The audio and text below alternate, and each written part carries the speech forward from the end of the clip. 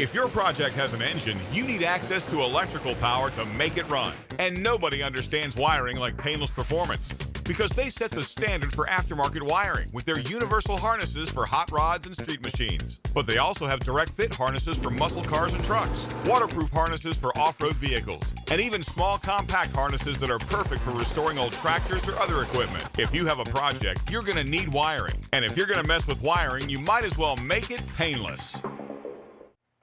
Now you're watching Gearz.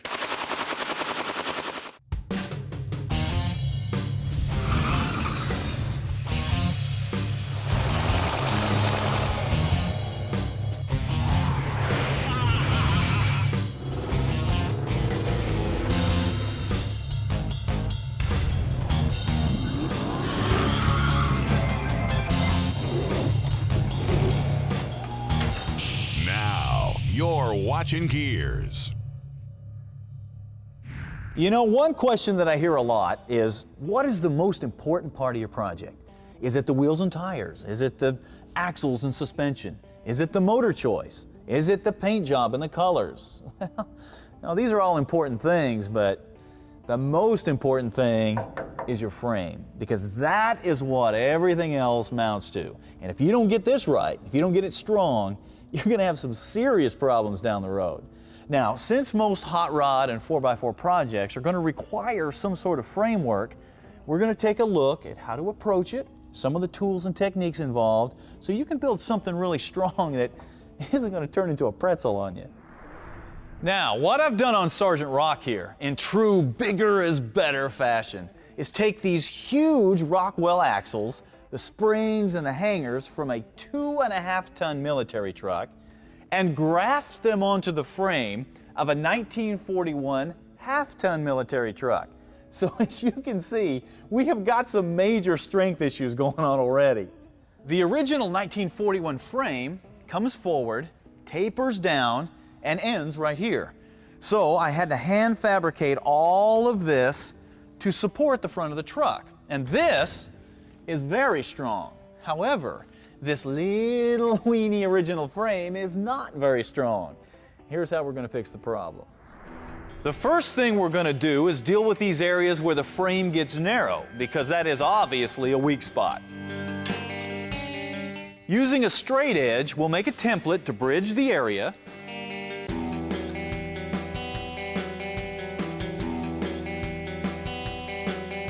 Then transfer that to some strong 2x4 1/4-inch wall square tubing and cut it out.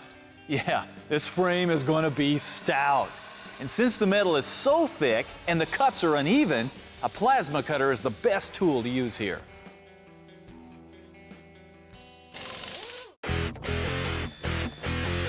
Now just grind and trim and fit until you have the piece fitting like a glove.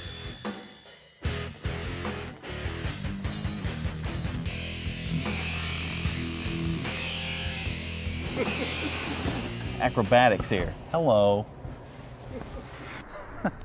Once you have the cardboard train to protect your paint and not fall on your head, weld the new pieces in.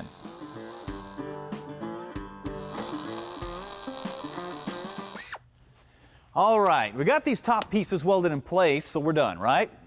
Oh, man, we're only halfway there. No, we got to do something here on the bottom where the frame tapers too. So we're going to start back here.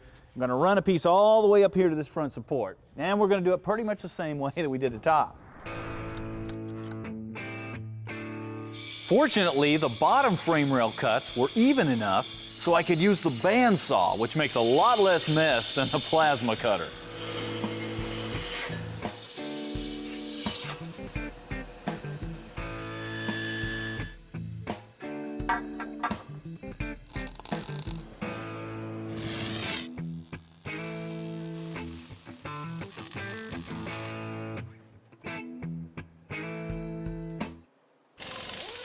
Okay, basically what we're doing here is building a solid 6-inch tall frame right through this critical area where we're going to need all the strength that we can get.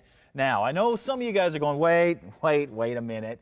Don't you have to box an open channel frame to give it strength? Well, yeah, just a minute, we're going to get to that. Before you box a frame, You need to come in and weld up any of these holes you're not going to use, and you need to do a little bit of pre-planning here. Any body parts, fenders, anything that bolt to the frame, that have a nut that go on the back side, you have got to go in, weld a nut so it's captive before you box the frame, because if you don't do that, when you get ready to assemble the vehicle when you're all done, you are going to have a heck of a problem.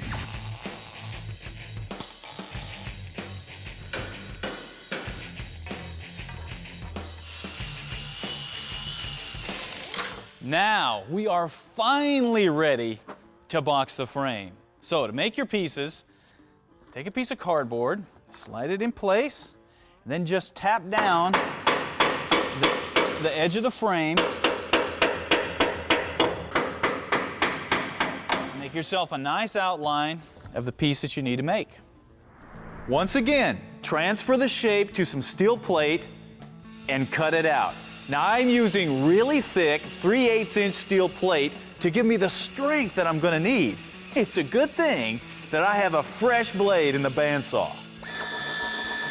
Now, before you get all excited and just run over there and weld these plates in, you need to slow down a little bit here.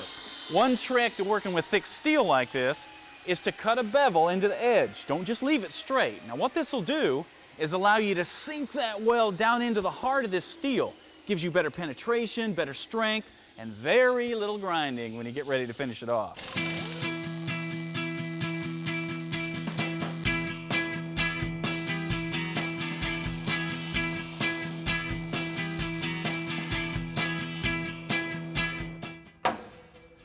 Now, at this point, what we've got is a really nice version of the Frankenstein monster going here, because we got welds and seams going all over the place. Man, it looks like a bunch of zippers.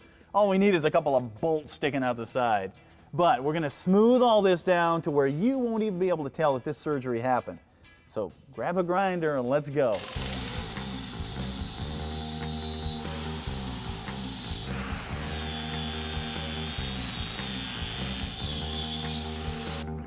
Well, there it is.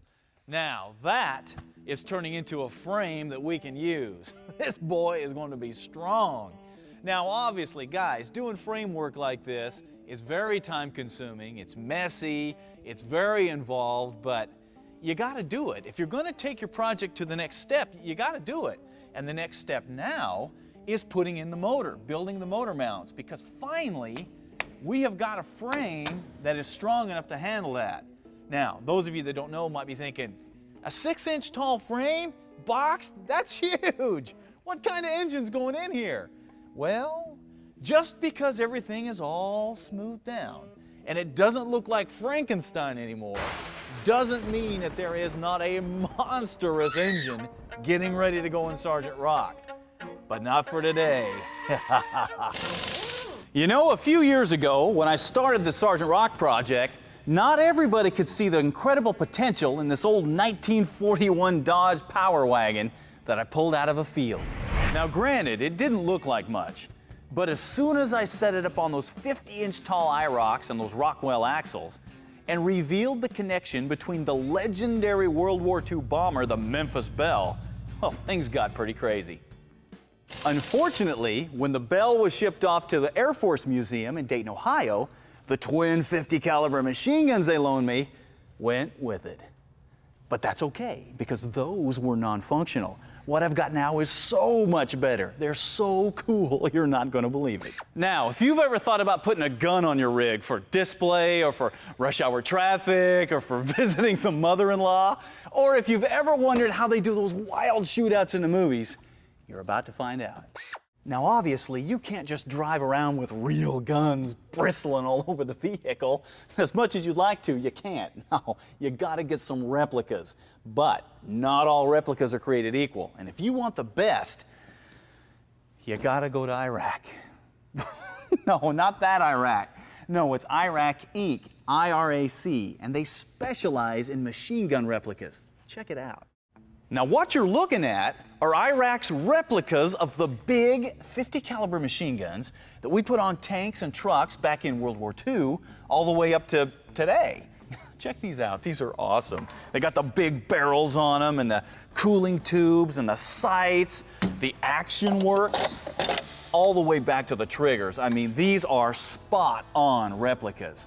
But the big surprise comes when you open the breech. Now notice that there is no action in there. But what are all these tubes and these tanks and stuff? Aha! These are made to fire, but not bullets. No, these fire a combination of propane and oxygen. So they look and sound exactly like the real thing. I mean, I'm talking flame out the end and full automatic, the whole deal. I mean, the only real difference is you're not gonna flame your neighbor's minivan if you trigger these off in the neighborhood. Now, you'll get his attention. You might make him have to change his shorts, but that may not be a bad thing. Have I got your attention? That's what I thought. All right, let's hook these things up. Now, like I said before, to make these things fire, you need a mixture of propane and oxygen. So you're gonna need a tank of both of those. Now, the oxygen, pick that up at a welding shop. The propane, you can get that anywhere. However, before you leave the welding shop, you need to make sure that you've got the proper hoses and the regulators and the fittings to hook everything up. For example, I'm using 2 guns, so I need double the hose and these Y connectors to make my connections. Also, make sure that you're using flashback arresters for oxygen and propane. Now, basically what these do is keep the fire going out the end of the barrel instead of coming back down the hose, which of course would make you have to change your shorts. So these are very important. Now, once you got all your stuff, just make your hookups.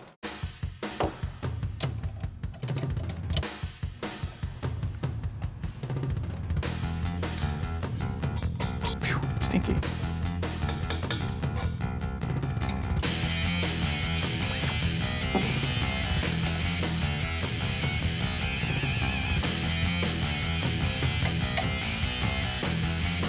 Thank you, Craig.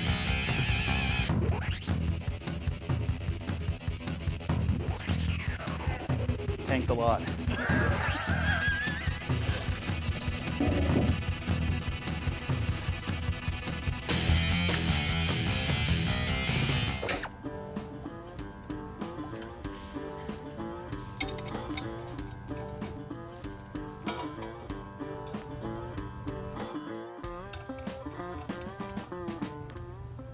The last hookup is for power, and that's just a matter of hooking the 2 wires to a battery with the supplied harness. Now, all you have to do is turn on the gas, set the pressures, and pull the triggers. Yeah! And by adjusting the gas pressure, you can make the guns sound exactly like you want them to. Fire in the hole.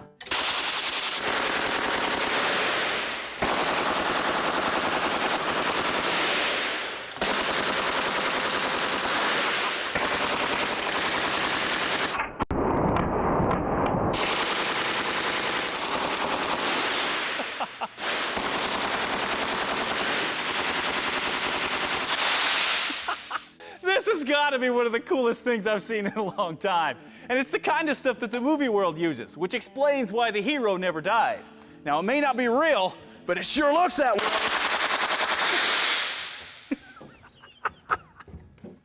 You know, the more you get into building cars and trucks, the more you're going to find that some projects are just easier than others. I mean, sometimes it's just a matter of taking things off and bolting on some new parts. Other times, it involves major surgery. But the one key element that you're going to have no matter what you're working on is you've got to be able to solve problems, because they're going to come up. And sometimes there's no products out there that can help you. You're on your own. A prime example of that sort of project is Sergeant Rock. This is a 1941 Dodge Power Wagon, and as you can see, it has a direct tie-in to the legendary bomber of World War II, the Memphis Belle. And that is just awesome. But that also brings up some issues. Number one, the rarity of the vehicle, and number two, the direction that I went with it means that there is nothing that you're going to be able to get that's just going to bolt on and be right. No, you're going to have to modify everything. So you're not only designing a vehicle, but you're also hand-making pretty much everything on it, which means this is a very time-consuming project. But it's also the most rewarding and something every one of you guys can do if you take your time and you approach it right. So what we're going to do today is jump back on this project and show you how to solve some of those problems that's going to come up on your project.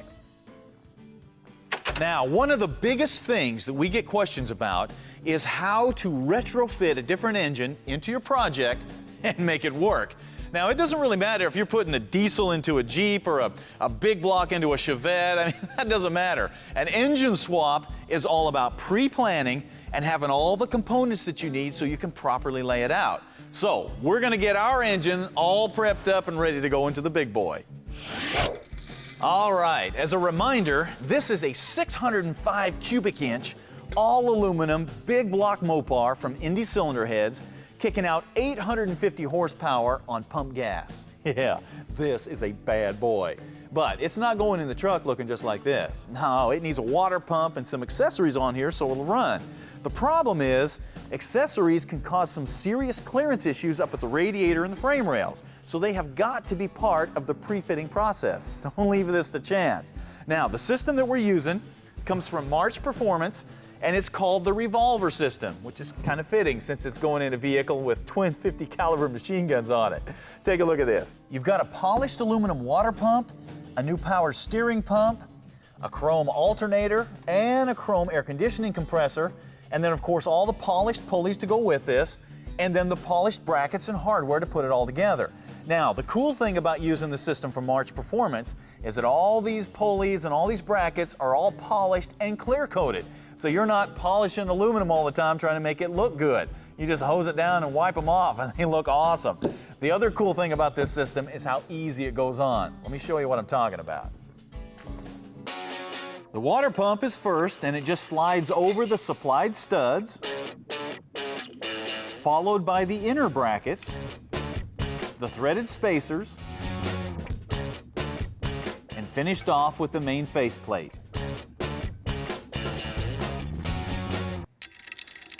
Now, believe it or not, everything else mounts right off of that main bracket, starting with this air conditioning compressor.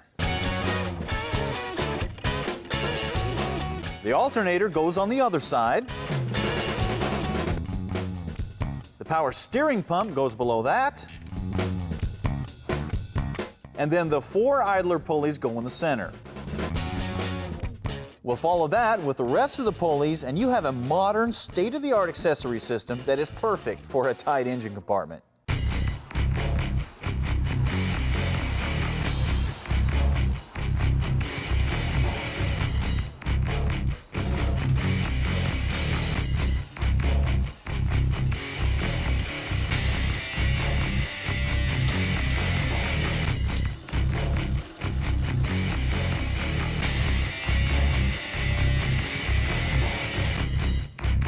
Now, I know you're probably wondering about this artwork on the Firewall. Well, that was done by airbrush artist Cliff Daigle, and initially all I wanted was Sergeant Rock done as a World War II Dodge Ram, because the Power Wagon is the earliest type of Dodge Ram pickup. But I didn't want much because I knew I was going to have to modify this Firewall when I put the engine in. Well, Cliff got going, as you can see. Now he's got a cigar in his teeth and he's doing his best Arnold Schwarzenegger, and he's mowing somebody down with a 50 caliber machine gun. The Memphis Belle is flying over at night. This is a great piece of artwork. The challenge now for me is to not cut too much of this away when I put the engine in, because this is cool stuff. You know, the day after the automobile was invented, the automotive aftermarket was born, because somebody tried to put a bigger engine in that car, I guarantee you. It's been going on since the very beginning. And as you probably guessed, there are some tricks to putting an engine and drivetrain into a vehicle that they were never intended to be in. And that is what we're showing you today with Sergeant Rock. Okay, when you go to fit an engine in a project, you're going to face some clearance issues in the back, in the front, on top and bottom, and on both sides. So we're going to deal with the front to back first. Now, as you can see, we have already recessed this Firewall 4 inches here, and I've got the engine pushed back to where there's about 1 inch of clearance between the engine and the Firewall, and that's perfect. You don't want it any closer. So we've got the engine back as far as it's going to go.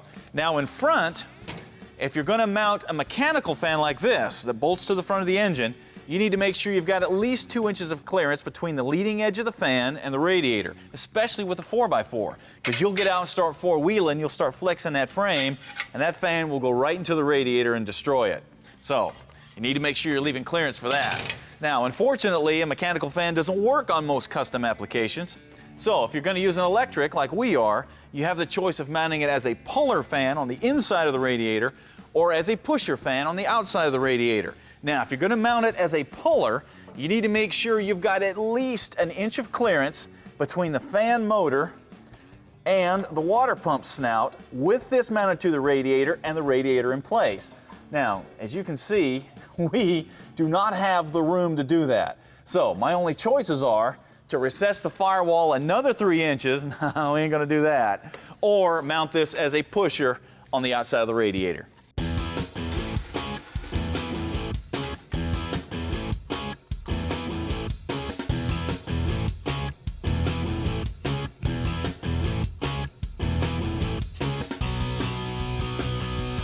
The good news back here in the back is it looks like the bell housing for the transmission is going to just barely clear the firewall, so we may not have to trim it at all. Oh, man. All right. For your clearances top and bottom, you need to make sure you have clearance around your oil pan so you're not hitting a cross member or something like that. Now, if you'll notice on this project, that's not going to be a problem because we've got all kinds of room in here. Up on top, it's the same thing. Got plenty of room for an air filter, and it's still going to clear the hood with no problem. So we're all right there. Up here in front's where we got a little bit of an issue. Check this out. Notice when I try to center the engine between the frame rails, the oil filter hits this cross member. Now, we can solve most of that problem by using a remote mounted oil filter, but we're probably going to have to trim that cross member a little bit. So we're going to go ahead and mark it.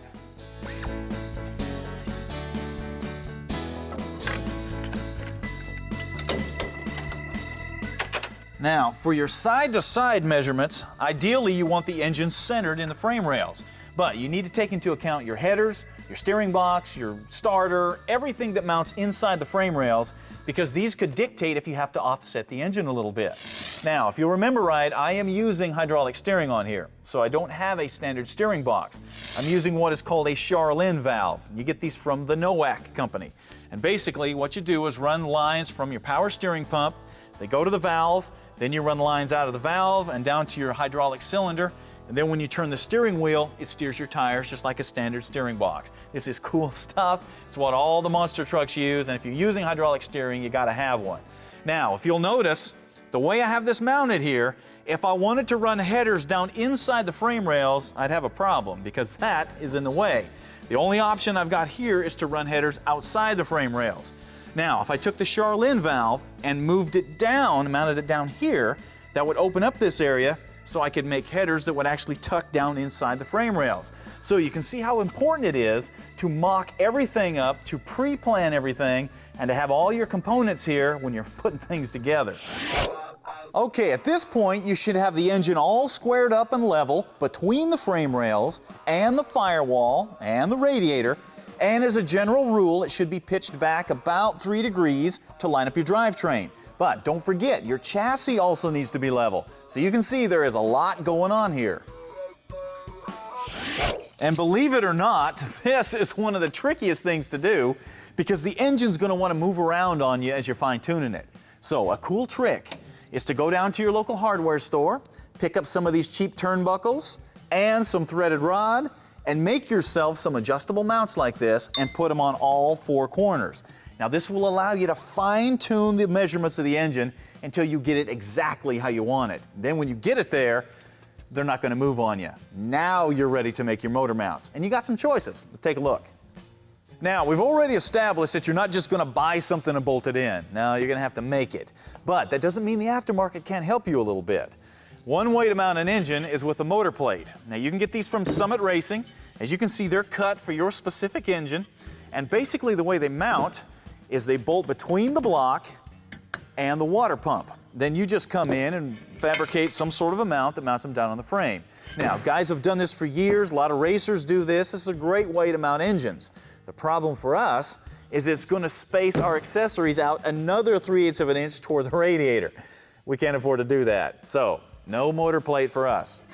Now, another option is to get some heavy-duty link bars, suspension bars. We got these from Air Ride Technologies. They've got the rubber ends so they'll absorb vibration, and we also got the brackets. Now look at this. That would make a great motor mount, and they'd be adjustable, and you can replace the end when they wear out. Problem is, we just don't have the room to mount something like this on the driver's side. So those are out. Option number 3. Go down and get some universal hot rod motor mounts. Get these at Brookville Roadsters, pretty much any hot rod shop. They've got the rubber mount, the frame mount, and of course the engine mount. So what we're gonna do is mount this up as our frame mount, and then we'll just hand fabricate the part that goes to the engine.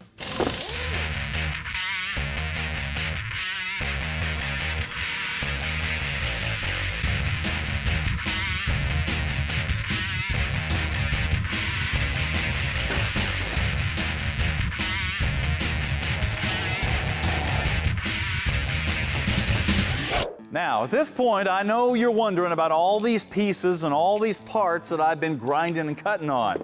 Well, they're all part of a big puzzle. But on a project like this, you are not just putting a puzzle together. You're actually creating the puzzle as you go. So, whatever measurements you can do, whatever drawings you can do ahead of time to help you design something to fit your application is going to help you pull off a successful project. All right, let's see how this stuff all fits together. Now, cut these pieces out of 1/4 inch steel plate. This is the one that goes to the engine block. Then we have a base plate that'll go at a 90-degree angle. Then we have an upper plate that'll go at a 45-degree angle. Then we have this thick piece of tubing that I cut out of this rear suspension link, and it's going to mount like this. And then it will all weld together to look like that.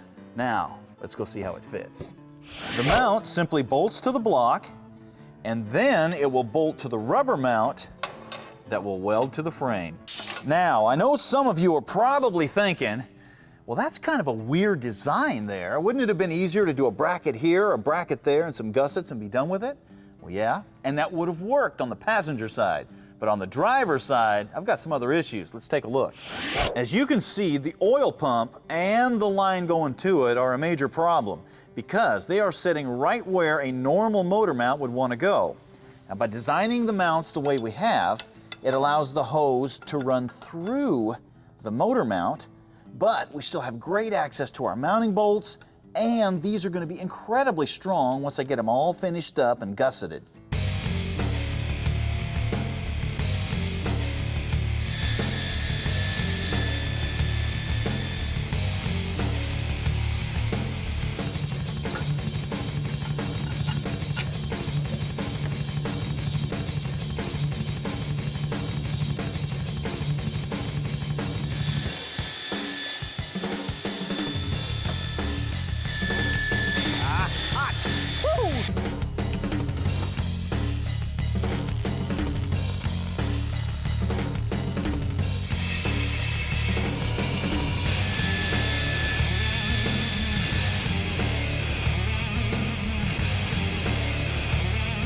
Once everything is cleaned up, ground down, and painted, here's what you've got.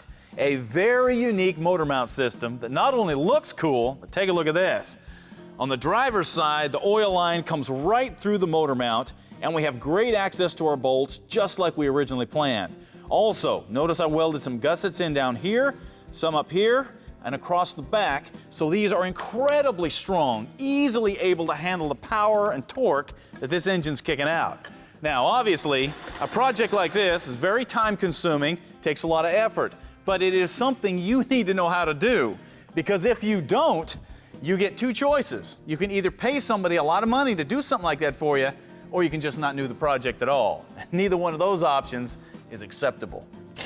A successful automotive project takes planning and organization. But instead of using an old tablet or notebook, there's the Gearz Deluxe Project Planning Book. This was designed to help you lay out a project, the parts, the tools, costs, and keep it organized with colored tabs, a pouch for receipts, and even a place to attach photos. If you decide to sell the vehicle, it serves as a complete history of what's been done. If you have a project or plan on starting one, the Gearz Project Planning Book is the best way to lay it out and make it happen. If I was to ask you what the most popular form of motorsports was among kids, I bet you'd say drag racing. Nope. NASCAR. Nope. IndyCar. Drifting. Baja racing. Nope, nope, nope. It's monster trucks. Because nothing attracts a kid like a big, loud truck on huge tires that's virtually unstoppable. And wouldn't it be cool to make a living driving something like that? Well, some people do. Check it out. In the early 80s, Alan Pizzo was a hot rod kid who found his calling when he saw Bob Chandler and Bigfoot crushing cars. Knowing he was destined to pilot one of these big monsters, he selected the name Predator and began building and racing monster trucks. This started a 30-plus year journey that would eventually land Alan in the Monster Truck Hall of Fame. But as great as those achievements are, the most inspiring thing is the fact that Alan has been able to do what he loves for so long and still be competitive. How is that possible? Well, the best way to answer that is to show you what it takes to be a predator. We were right there, you know, among the pioneers of changing the body image. And today, you see a lot of the trucks out now have different designs and stuff. You know, and I feel pretty fortunate that I was one of the first ones to do that, and everybody else followed after me. The Predator operation is small as far as staff goes, with Alan and Lenny shouldering the burden of driving the trucks and keeping them in operation. And they know every inch of these rigs because they hand build them all. Chassis, suspension, motor, drivetrain, everything is fabricated and assembled utilizing their years of experience in the competitive monster truck world. You always strive to set yourself apart from somebody else, and that's why I did what I did many years ago with a different face on it and the different paint jobs and things like that, because I didn't want to fit in. I didn't want to be known as the, you know, the Chevrolet guy or, you know, this guy or that guy. I wanted to be my own identity. But building the trucks is only part of the job. The other part is driving them, and that's something they do virtually every weekend all across the nation. Can you give me 5, buddy? 5. Hey, give me 5. All right. And because they understand the importance of those young fans, the guys also built a Predator ride truck that allows people to experience the thrill of riding in a real monster truck. And you'll find passengers from every age, gender, and ethnic background clamoring for a seat. Because like we said before, these things appeal to the kid in everybody. Now, I know some of you are probably thinking how cool it would be to get some of Alan's parts and expertise and apply them to your project. Well, you can do that because he also has a fabrication shop where he develops products and works on other projects. So, since I've been planning on doing a custom radius arm suspension on Sergeant Rock, I figured it would be perfect to hook up with Alan so we could rub a little bit of monster truck DNA on this thing. The first step was to cut off all the old leaf spring suspension and then fabricate radius arms to take their place.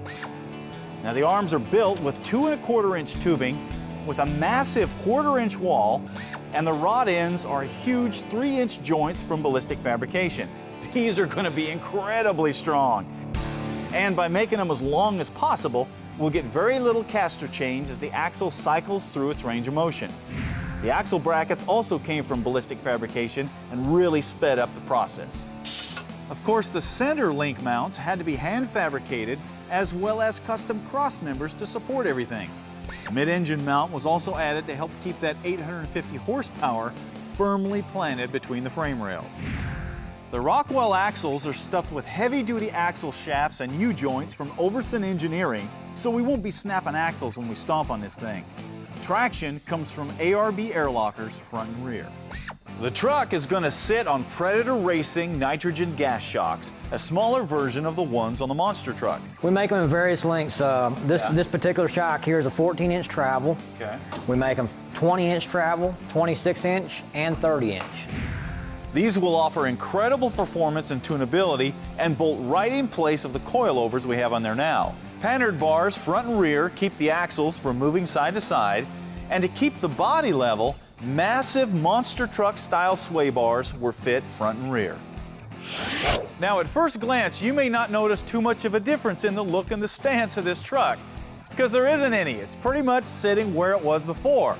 But the system I have now is much stronger, much more flexible than those old leaf springs. And as you can see, there's a tremendous amount of ground clearance under here and an old school look that you're just not going to get out of a modern four-link. Now obviously, I still have a lot of fabrication and engineering and assembly to do to this thing to finish it up, but that's okay, because everything you do to your vehicle takes you one step closer to being done. All right, one of the biggest issues that you're going to face with a custom vehicle are headers and exhaust, because very few things are going to bolt on and work right. For example, we got an Indy cylinder head 605 in this thing that fits in this engine compartment just barely.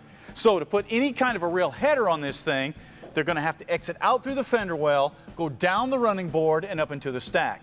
And when it comes to custom headers and exhaust, there's one company that sits at the top of the heap, Stainless Works. So we shipped this beast off to them to see what they could do with it. Stainless Works specializes in stainless steel exhaust components. They've got CNC machines that cut out all their flanges, and all of their tubing is mandrel bent for superior flow.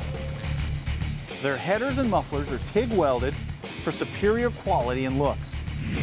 The first thing they did was start mocking up the headers. And these are going to use 2 1/4 primary tubes that will need to be tucked out of the way and still look good.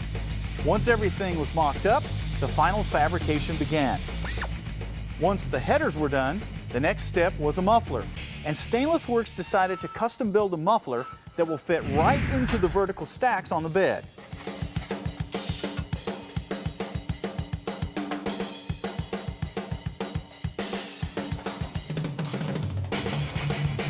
And here's what it looks like all done. The headers lay right in place and exit out of the engine bay under the fender, kind of like a gasser. The exhaust pipe sits up nice and tight under the truck so it's out of the way, and the stacks bolt right back in place with the mufflers hidden inside of them for a very cool setup. Okay, the next thing we're going to take a look at is brakes, because we got to have a way to stop this beast, especially once we get these big old meats on there. Now, we've got 4-wheel discs on the axles, but we're going to actuate them with this Hydro Boost assembly that we got from Power Brake Service. Now, as you can see, the Hydro Boost looks a little different than your typical brake booster, because instead of using vacuum to power your brakes, it uses hydraulic pressure from your power steering pump, which is much stronger, much more reliable. Now, as you can see, the Hydro Boost is also a little longer than your typical brake booster. So, the challenge to you is to make it fit your project. Okay, the first thing that you want to do is set the Hydro Boost and the pedal assembly in place on the frame rail and position them how you want them. Now, you're not just looking for clearance under the floor, but also back around the master cylinder and up here at the pedal. There we go. Next, we'll build some brackets out of 1/4-inch steel so we have a solid way to mount the unit to the frame rails.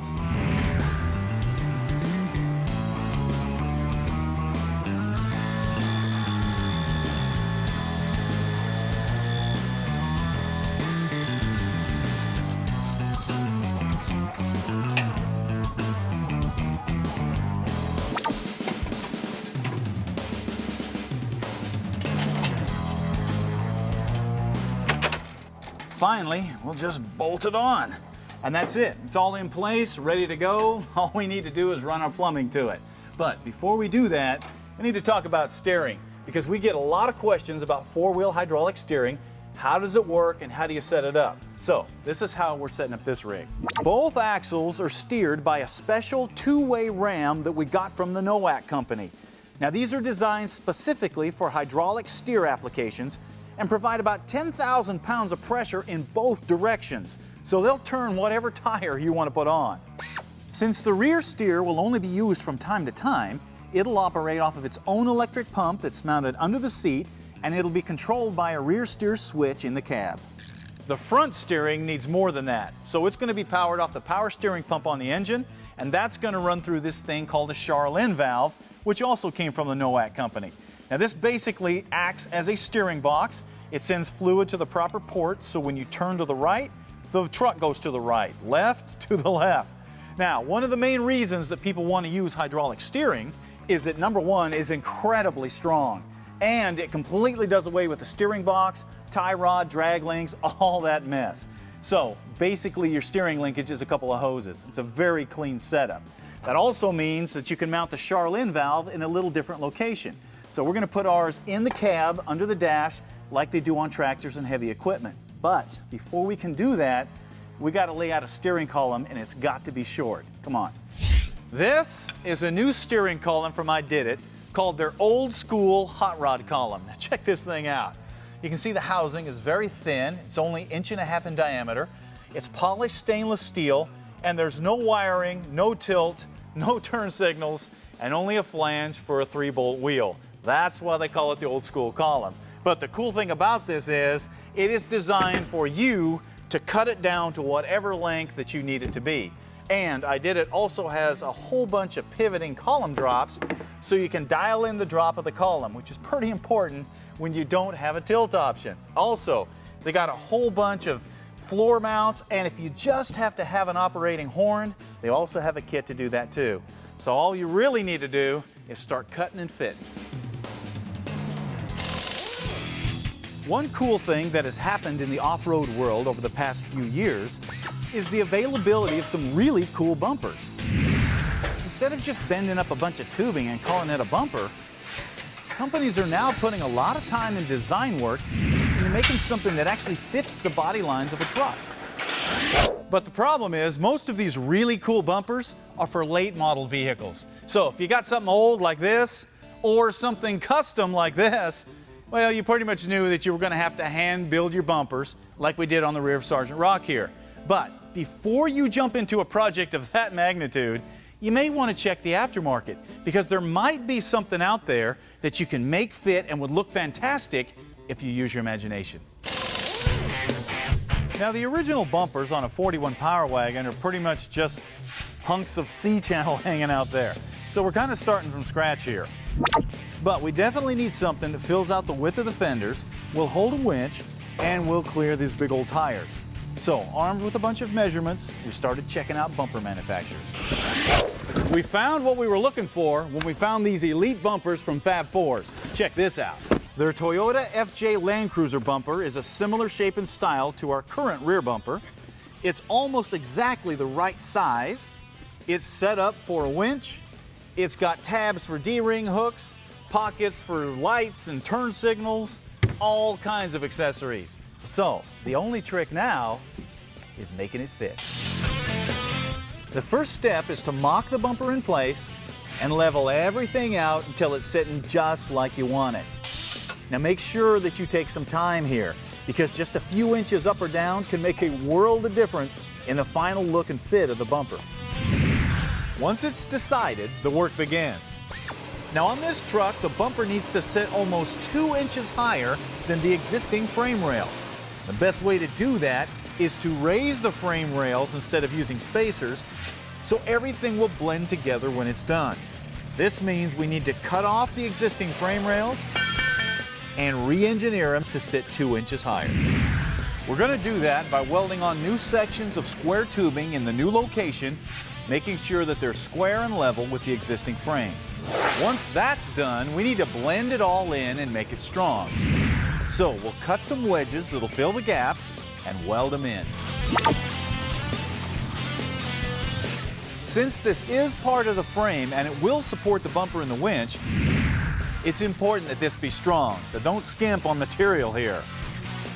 This square tubing has a 3/16 wall, so it'll definitely do the trick and match the original frame perfectly.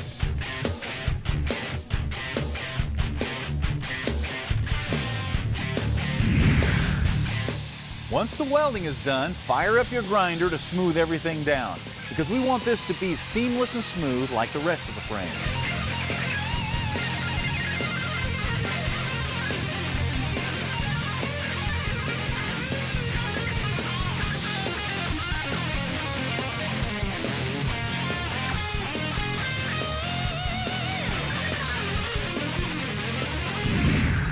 With the grinding done, we've got some new level frame rails ready to fit the new bumper.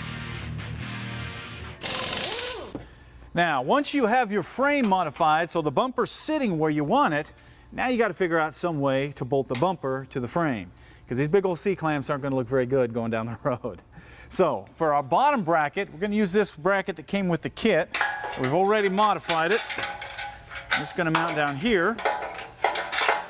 Then we just need to fabricate some sort of bracket that'll connect down to that lower bracket and bolt to the frame.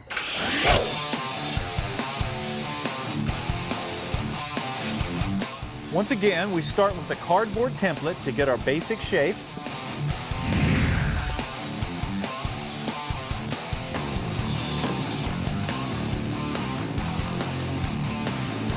And then transfer that shape to some 3/16 plate steel and cut it out.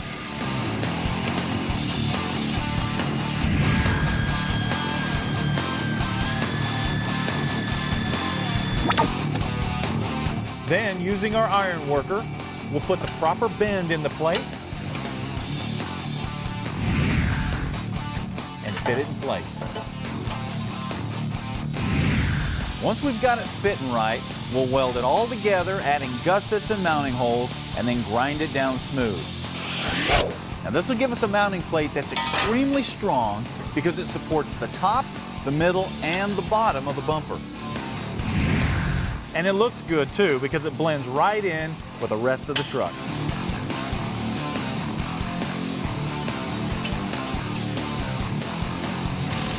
The next step is to fit the winch to the bumper.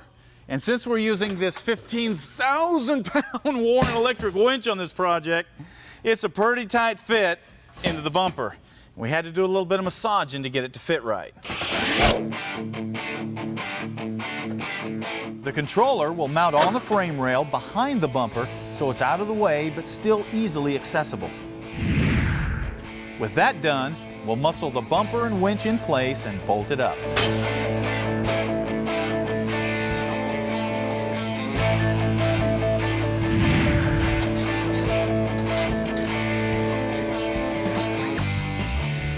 And finally, we'll install the lights to finish it off.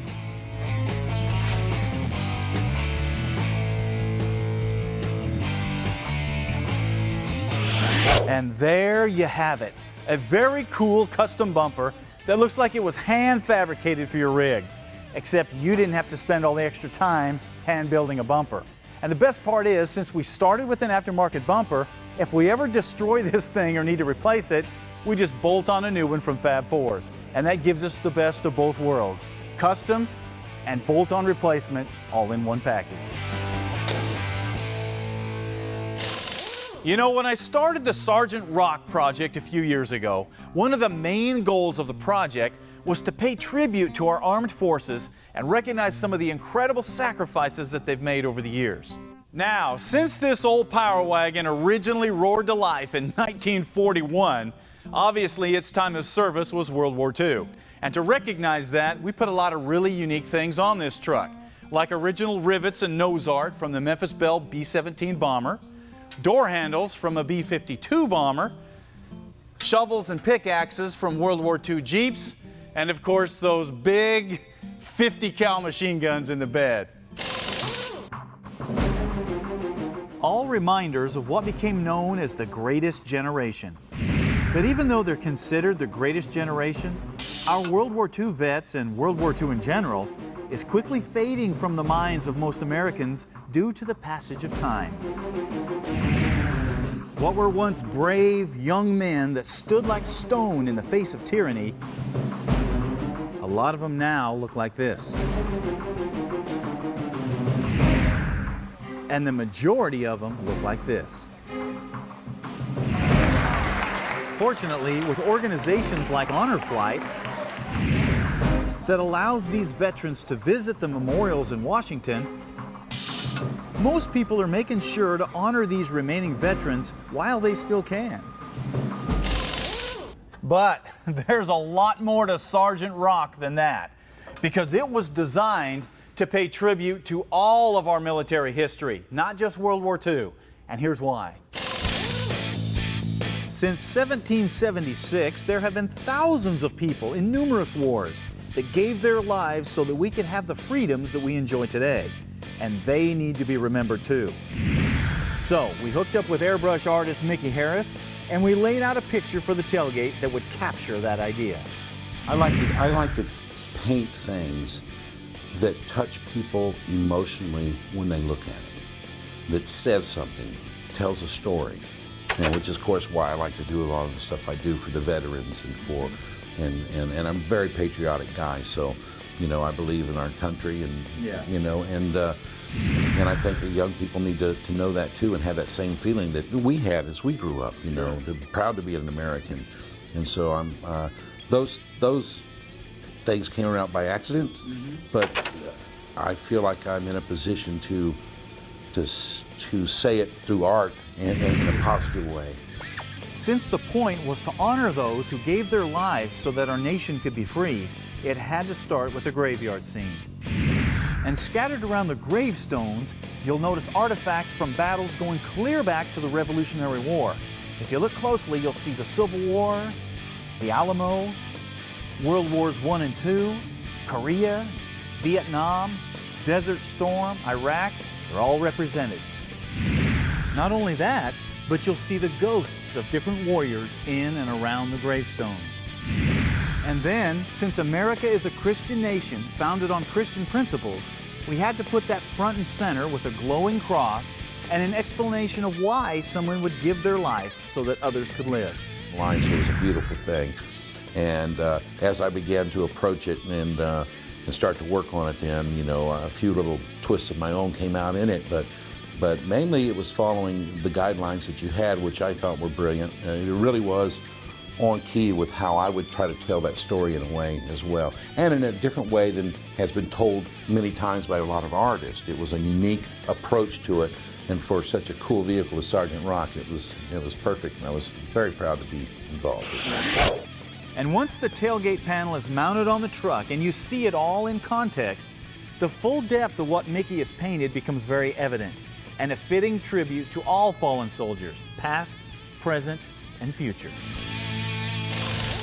A few years ago, I started a project called Sergeant Rock, which was based on a 1941 Dodge Power Wagon that I found sitting in a field in Idaho. But as the truck slowly neared completion, there were still some parts missing from the build, parts that I just couldn't find in the aftermarket, parts that were going to require a trip to France.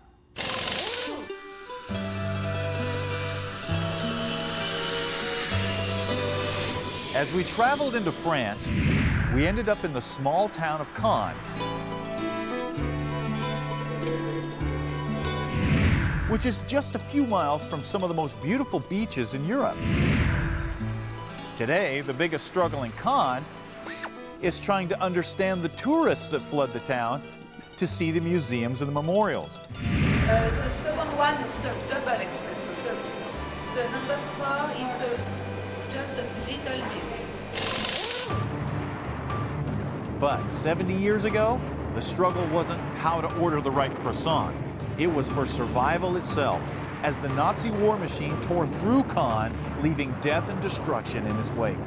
But Caen is just part of the story. Remember those beautiful beaches? Well, today they bear names like Utah and Juneau and Omaha.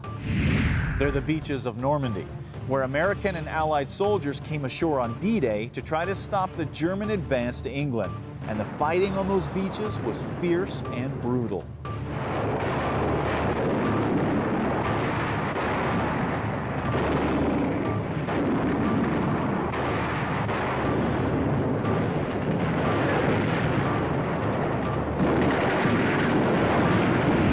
With the threat of the coming Allied invasion, the Nazis prepared by building bunkers and fortifications along the beaches to prevent a water landing.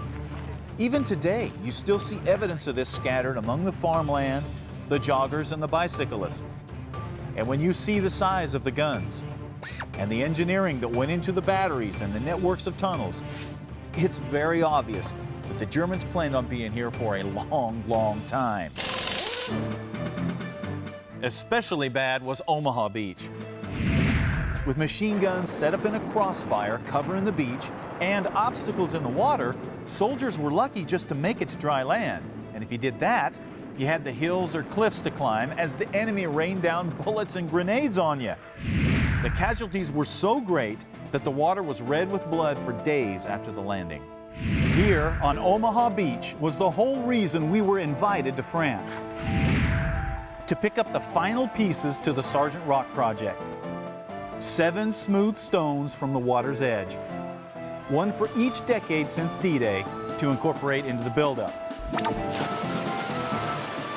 The sobering part is that the beach remains largely undeveloped, so there's no question that these silent stones were witness to what happened here 70 years ago, and possibly even supplied some support under the back of a wounded or dying soldier. The thought of that will definitely make you stop and try to imagine what these stones would say if they could talk. These 7 stones, along with some original rivets from the Memphis Belle, will be added to the interior of the truck to make sure that what happened on the beaches of Normandy and over the skies of Europe will be remembered whenever people see the truck. And to help a lot of people see the truck, we hooked up with the guys at Acme Diecast, who are well known for their high-end 1/18th scale die-cast models, and Greenlight, who is also well known for their high-end 1/64th scale models, and they put together an incredibly detailed 1/64th die-cast of the Sergeant Rock truck. From the custom bumpers, the bed, the exhaust stacks, to the huge tires, the military axles, and the 50 caliber machine guns, this thing is incredibly accurate. It even has the Memphis Belle nose art and the Arlington Memorial on the tailgate. Which means anybody can get a miniature version of the Sergeant Rock truck right off our website a heck of a lot quicker than it took me to build the real one. But not by much, because the next time you see the big rock, it's going to be rolling down the road. You know, one of the first true freedoms you experience as a kid is that first bicycle. Man, it becomes your transportation to the world, or at least the local neighborhood. And in my neighborhood, man, we all had bikes. And we'd stick playing cards in the spokes, and we'd suck on black licorice, make it look like we were big biker dudes. And it was magic. But a bike wasn't just about transportation. No, it became an extension of your personality. And there were all kinds of bikes out there. There were 10 speeds, there were mountain bikes, there were Stingrays, there were BMX bikes, and they all had their strengths and weaknesses. And that's where the idea for the story of the purple bicycle came from. Because just like a bike might wish it had the talents or skills of another bike, so do we sometimes overlook our God-given talents and wish we had somebody else's talents, skills, because they seem to be better than ours. It's a simple lesson, but something we all need to be reminded of from time to time. When it comes to building or working on a project vehicle, they are not all created equal, because there are different degrees of difficulty depending on what your goals are. And since we've got viewers all around the nation with different skill levels, it's important that we cover all aspects of this on Gearz. Now, the first project that people usually jump into is some sort of a restoration project, where you remove old, worn-out parts,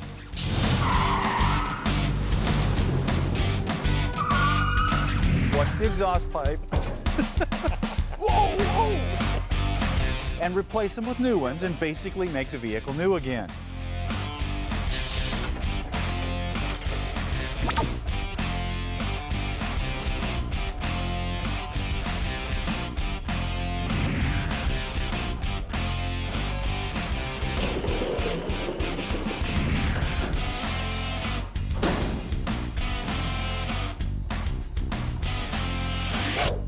The next step up, and a little more difficult, is the resto mod, or the makeover. This is where you actually remove old, outdated parts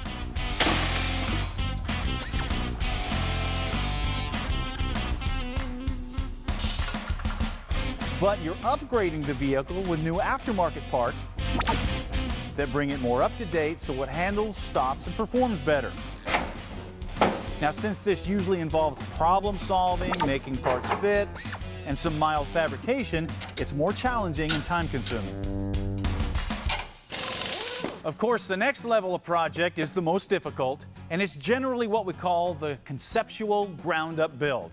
This is where you'll take a vehicle and completely redesign it and turn it into something that's never existed before, using parts from wherever. A lot of street rod projects, rat rods, pro touring cars, race cars, rock crawlers can be this kind of project. Now, since there's no directions, there's no guide for doing this sort of project, and it usually involves a ton of fabrication and design work, we get a lot of guys asking, how do you do a project like this? So we're going to show you what we're doing on Sergeant Rock. Now, the goal for this project was to build something with street rod level detail, hot rod level performance, rock crawler level ruggedness, and monster truck style size and strength, all wrapped in a vintage World War II skin to pay tribute to our military. This is how we're mixing all that together. With the truck stripped down to a bare frame for the final time, I finished up the fabrication and metalwork on the frame and suspension components. Then the frame was all smoothed down, painted, and set aside for reassembly. At this point, the axles were completely disassembled, and those huge Rockwell housings and massive radius arms were lugged down to Mr. Speed powder coating in Goodlettsville, Tennessee, to be cleaned up and coated. Take it all the way down to the metal. We'll strip it, blast it, and after we blast it, then we'll pre-treat it, clean it, dry it, heat it, bake it, coat it, and then bake it. That's kind of where the whole Mr. Speed thing comes from. Comes from my father and his energy, also into the turnaround time which we provide to our customers. Once everything was cleaned up, the next step was to tape off any areas where we didn't want powder coating.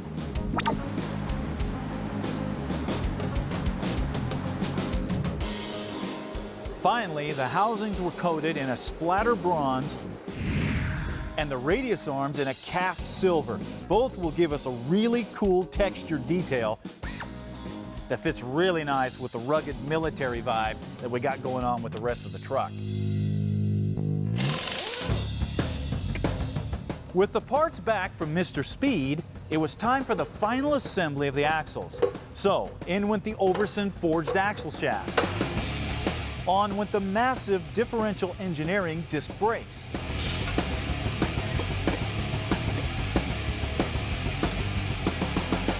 Followed by the NOAC hydraulic steering cylinder. Then it was all reassembled for the final time. And you can see what a difference all the extra smoothing and grinding made, as well as all those stainless steel button head screws that run down the frame. Now, that took a lot of extra time, and a lot of it might be covered when the body goes on, but it's those kind of little details that make a big difference in the final project. After that, the tires were wrestled into place, and the drivetrain was lowered into its final resting place. Now, just in case you've forgotten, this is an 850 horse, all aluminum 605 big block Mopar from Indy Cylinder Heads, a built 727 torque flight from Bowler Transmission, and an Atlas II transfer case. All tucked nicely underneath a 1941 Dodge Power Wagon body and custom bed. Now, to plumb the brakes, I didn't want big ugly hoses hanging down in the middle of the axles. So I fabricated special tubes that bolt to the top of the radius arms to hold the brake lines. This way, the hard lines stay protected, and for flexibility, I just use small hoses at the ends for a much cleaner, uncluttered look. When it came time to do the rest of the plumbing, it was really important to take our time planning everything out because we're mixing a lot of parts here. The brakes use a Hydro Boost system from Power Brake Service. And that had to be plumbed into the Charlin valve from NOAC, the March Power steering pump on the engine, and the reservoir from Eddy Motorsports, which was a perfect fit on the Firewall. The rear steering uses its own electric pump, so we fabricated a bracket to mount it over the rear axle, and then just like the front, we made our hoses using hardware from Earl's Plumbing and hooked everything up. Hey, we're back and walking through some of the final assembly of Sergeant Rock. Now obviously the truck's back together, we got the brakes and the hydraulic steering laid out. Now we're moving on to the interior. Check out what we're doing on the dash. Since the truck is tied in with the Memphis Belle, and a B-17's instrument panel is very linear in its layout, I chose Classic Instruments bomber gauges and laid them out like you'd see them in an airplane. And since all military trucks are loaded with all kinds of data plates, I picked up some reproductions from vintage Power Wagons to give the truck the right military vibe and just a touch of irony. Also fitting right in with the look are these slider AC vents from Vintage Air. For a steering column, I cut down an I Did It hot rod column and fabricated my own U-joint to connect it to the Charlene valve. Now, since there's no room for a tilt column, and it wouldn't look right anyway, the bracket that holds it all in place was fabricated from 1/8-inch steel and designed to put the steering wheel in the driver's hands with no need for a tilt. Now, obviously, since I've got my steering column in place and all my gauges laid out, I should have a pretty good idea of where I'm going to mount the seats, and I do. But as you can see, there's no place to mount them here. This is just wide open, which is very typical for this kind of project. So, the first challenge you've got, if you decide to do a project like this, is to fabricate something to mount the seats to. So first, we'll make a panel to cover the hole.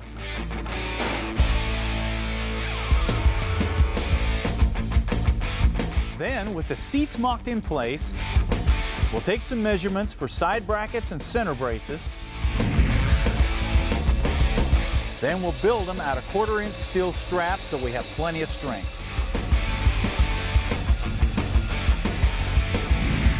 Then, after a quick trip to powder coat, we'll bolt the newly built brackets in place. Now we have a very strong foundation to bolt our seats to.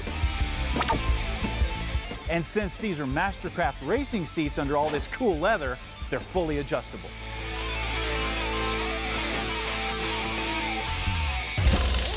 Okay, the next challenge is the floor, because we've got 2 original pieces here, but we also have a brake pedal and all kinds of hydraulic lines and cables, a gas pedal that need to go down through the floor somehow.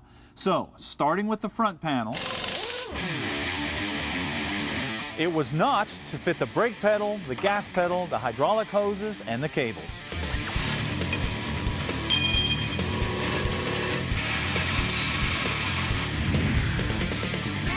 For the gas pedal, we had to get creative. So we took a new low-car eliminator pedal that runs the cable underneath the floor and joined it with a classic Moon gasser pedal to give us a vintage look with modern function. Needless to say, both pieces had to be severely modified to fit the tight cab of our 41 Dodge, but the result was definitely worth the effort. Okay, with the front panel in place and looking really good, the center part here is next. So the first thing we're going to do, chuck that old beat up floor panel and then build a new one that utilizes the original frame but is held in place with stainless steel button head screws just like the front panel. The result is a super clean metal floor with a riveted military look.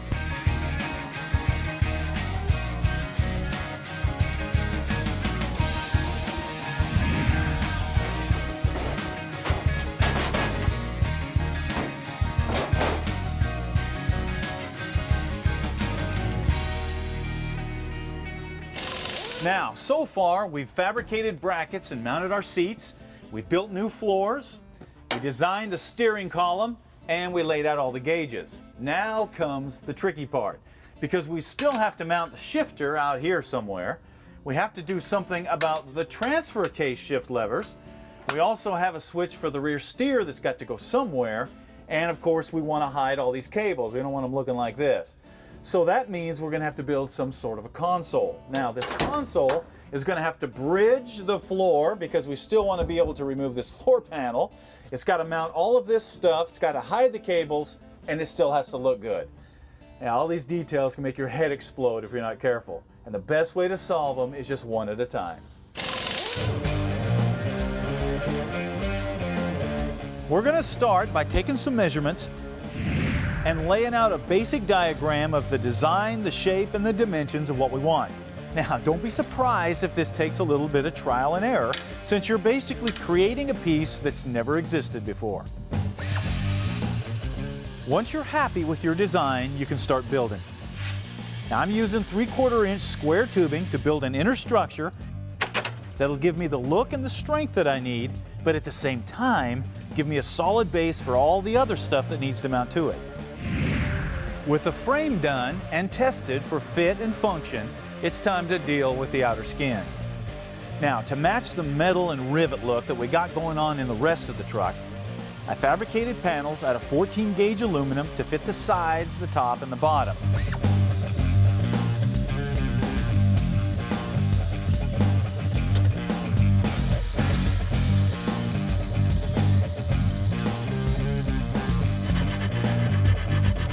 Now, once they're trued up, we'll put on a brush finish, and then we'll coat them with shark hide so they don't tarnish.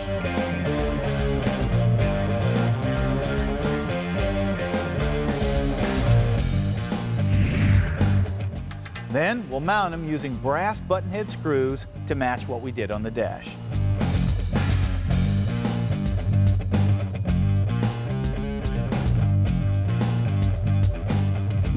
To hold the rear steering switches, I also fabricated a bracket to mount on the back of the console out of the way, but still within easy reach. All right, time to start putting it all together. And the first thing that goes in are the transfer case levers between the seats.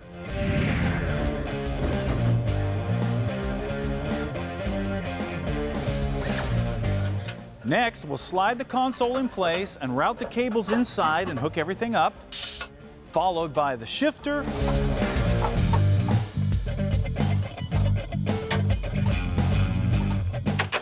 and finally the front aluminum panel goes on to finish it all off and give us a really cool, unique console that fits the look of the truck perfectly, hides all the cables and junk inside, and still allows us to remove the floor section if we need to.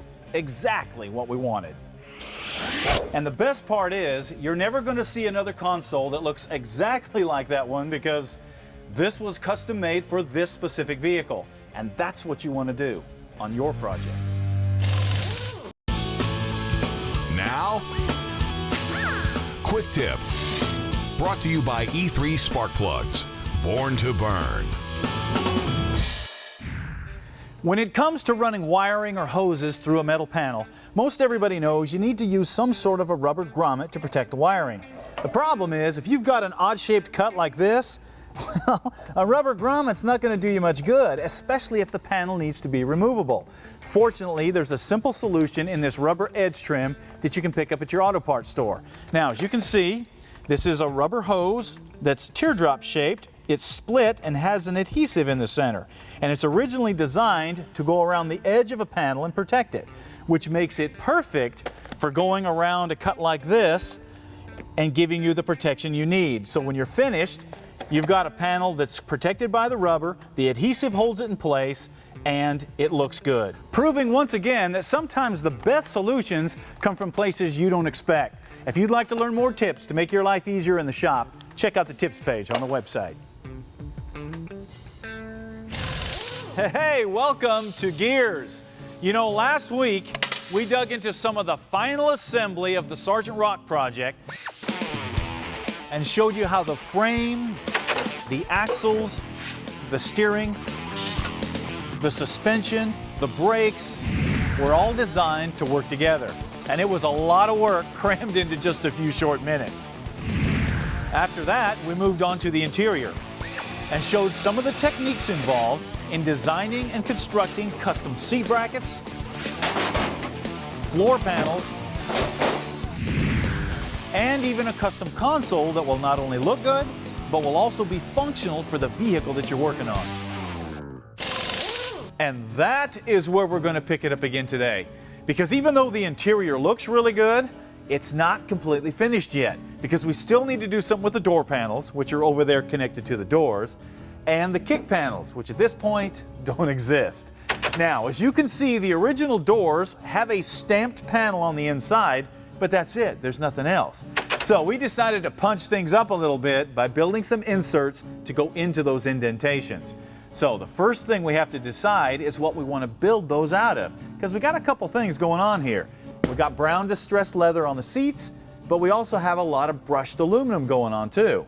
Both would look good, both would fit. But in keeping with the World War II bomber vibe we got going on here, I think the brushed aluminum and rivets is going to look better on the doors. So that's what we're going to do. The first step is to create a pattern for the insert, and masking tape works great for this. Now just transfer the pattern to cardboard and cut it out to make your template. Make sure that you spend a few minutes truing up and trimming your template so it fits exactly how you want it. Because trimming cardboard is a whole lot easier than trimming metal later on. Once your template's right, transfer the shape to the metal. In this case, we're using 14 gauge aluminum because it fits the depth of the pocket really well, and it also matches the look of the console. Now, to mount our panels, we're going to use the same brass screws that we did on the console. So that means not only drilling evenly spaced holes in the panel, but also in the door. And of course, those need to be tapped. Then, of course, the final step is to true up the ends and the openings and brush and seal the aluminum so it matches the console. Now, if you were going to upholster these panels, the process would be similar, but obviously you wouldn't want to build them out of aluminum. That's too expensive. You'd want to use particle board or plastic like a traditional door panel. Also, if you wanted to use hidden fasteners instead of screws, you'd have to get the clips that you need. Then you'd have to slot your panel, hide these under the upholstery, and then drill your door accordingly. All right, let's see how these fit.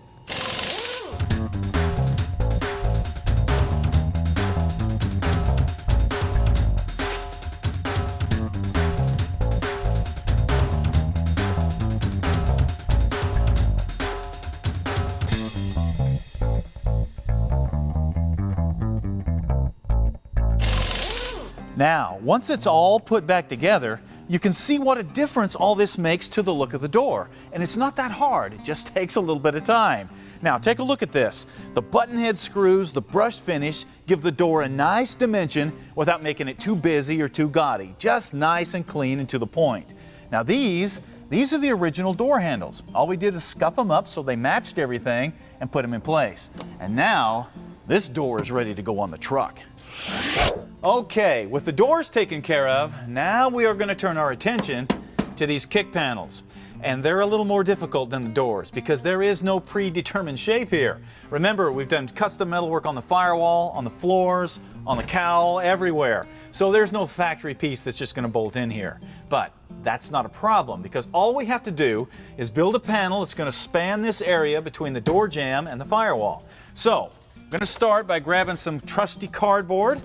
Then we're going to start building a template so we can make a panel that'll do just that. Since this is a creative process, there's going to be a little bit of trial and error involved until you find what's going to work best for your application. And once you have the shape dialed in, just transfer it to the aluminum and make your panel. Now, quick tip, brought to you by E3 Spark Plugs, born to burn. A lot of times when you're building a custom panel like this, you're going to want to roll a bead or cut an opening in the panel for detail. Now the problem that you're going to run into is radiusing all the corners of these cuts exactly the same way. Because if you don't, it's going to look bad, and there is no way you can freehand every one of those exactly the same. Now, a lot of people have heard about the tip of taking a paint cap or a washer or a roll of tape to give you your radius. And those work okay until you forget what you used or the roll of tape gets smaller. Now, there's a better way to do it. All you have to do is reach for your set of deep well sockets, and now you can dial in exactly the radius that you want to put into the panel. Then, once you've decided, you can write down the size of the socket on the back of the panel along with your other measurements, so if you ever need to make another panel, even if it's years from now, you know exactly what size radius you put in it. Which goes to show you, there's more use for these than just tightening nuts and bolts. If you'd like to learn more tips to make your life easier in the shop, check out the tips page on the website. Welcome back to Gearz, where we have just finished laying out the interior of Sergeant Rock by building custom door panels and kick panels to match the floors and the console that we did last week. And as you can see, it looks awesome. Now we're going to turn our attention to the fuel tank and the batteries. Now, because the 1941 Dodge half-ton is actually a pretty small truck, and we've already got a ton of things mounted under the cab, like a transfer case and a rear steering unit and extra cross members, about the only place that we can mount the tank and batteries is right here at the front of the bed. But we don't just want any old fuel tank. No, we got to have something that actually matches the look of what we're doing here. So we went to Rick's Tanks and had him whip one up for us. Take a look. Rick's Hot Rod Shop specializes in stainless steel fuel tanks for classic cars and muscle cars, or they will hand build you something if you're working on something crazy like we are. So we gave them some measurements and a basic design of what we wanted. This is what they built. Now, in typical Rick's fashion, you can see it's made out of stainless steel. All the seams are TIG welded, and they even rolled a bead in the sides to make it look like an old jerry can, which is really cool. Now, up here on top, you've got the place for your sending unit. Over here, you have a place for a vent. Of course, your inlet is here on the side, and then in the center, if you'll take a look, you'll notice that all Rick's tanks are fully baffled, so you're not going to have a problem with fuel slosh if you're doing any kind of high-performance driving. Now, for a fuel pump, we had them do two of them. We got two electric pumps. Both have the capacity to handle 850 horsepower. And the reason we're doing two is so we have an auxiliary pump just in case our primary pump takes a dump. Now, if you'll notice, this center part is completely clockable. That will allow you to mount your fuel inlets and outlets wherever you need to for your application, making this a very, very easy tank to install. To mount the tank, first we're going to add a layer of rubberized padding to the back and the bottom and on the mounting straps so we don't have any metal-to-metal contact. Next, we'll install the sending unit, the rollover vent, and get our fuel outlet situated.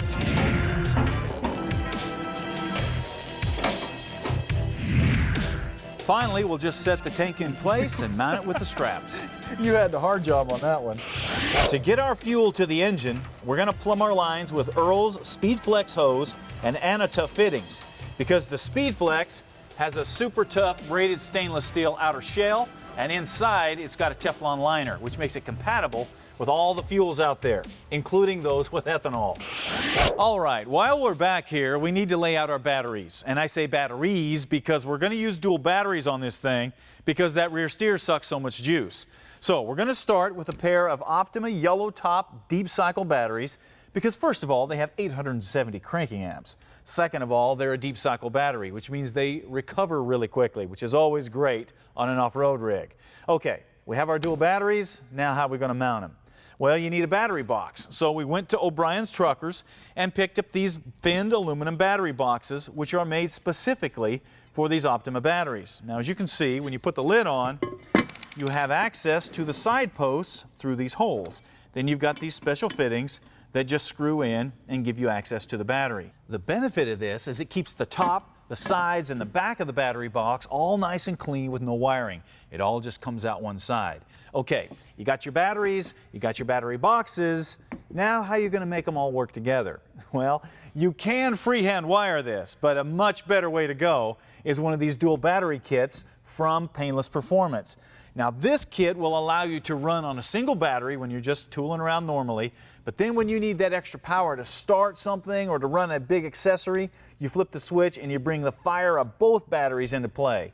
If you're going to be running dual batteries, you got to have one of these kits to control them. Okay, we got our batteries, we got our boxes, we've got our way to control those batteries. Now we just need to decide where we're going to mount those in the bed of that truck, because there's not a lot of room left back there. And the best place for dual batteries on this truck is on either side of the fuel tank with our wiring hidden in front and running down through the floor. Hey, we're back and rolling quickly toward the completion of the Sergeant Rock project. Now, so far today, we've shown you how to build custom aluminum door panels and kick panels, and then we put in a custom stainless steel gas tank and a couple of batteries. Now we're going to turn our attention to the front of the truck and lay out the cooling system. Now, putting a radiator or a cooling system in a project like that is a lot different than your typical hot rod or restoration project, because with these, you can usually go through a catalog or on a website and order a brand new aluminum radiator that's just going to bolt right in place. However, on a project like Sergeant Rock, where virtually everything is handmade, well, you know the radiator is going to be the same deal. And since there's a lot of people that are getting into these kind of projects, it's important that we show you how to solve some of the issues that might come up. All right, since we have very limited space in our grill shell, it's important not only that we have a radiator that fits the shell, but also has the capacity to cool 605 cubic inches of hot Mopar. And of course, having an original radiator to start with is always a good thing. But if you don't have one, you just got to start from scratch and make some measurements. But even if you do have an original radiator, you're going to have to make some changes, like where your inlets and outlets are going to be, where your drain plug is going to be, where your filler neck is going to be. Are you going to use air conditioning? Are you going to use oil coolers? Are they going to mount in front or back? What kind of fan you're going to use? All this needs to be decided ahead of time. Now, once we did that, we sent the original radiator and our changes to C&R Racing and had them build us a custom aluminum radiator. Check it out. As you can see, the dimensions on the C&R radiator are pretty similar to the original, but the core is much thicker to give us the cooling capacity that we need. We also had C&R weld some mounting tabs in the original location to help us mount the radiator. And most importantly, the inlets and outlets have been changed so they're compatible with our big block Mopar.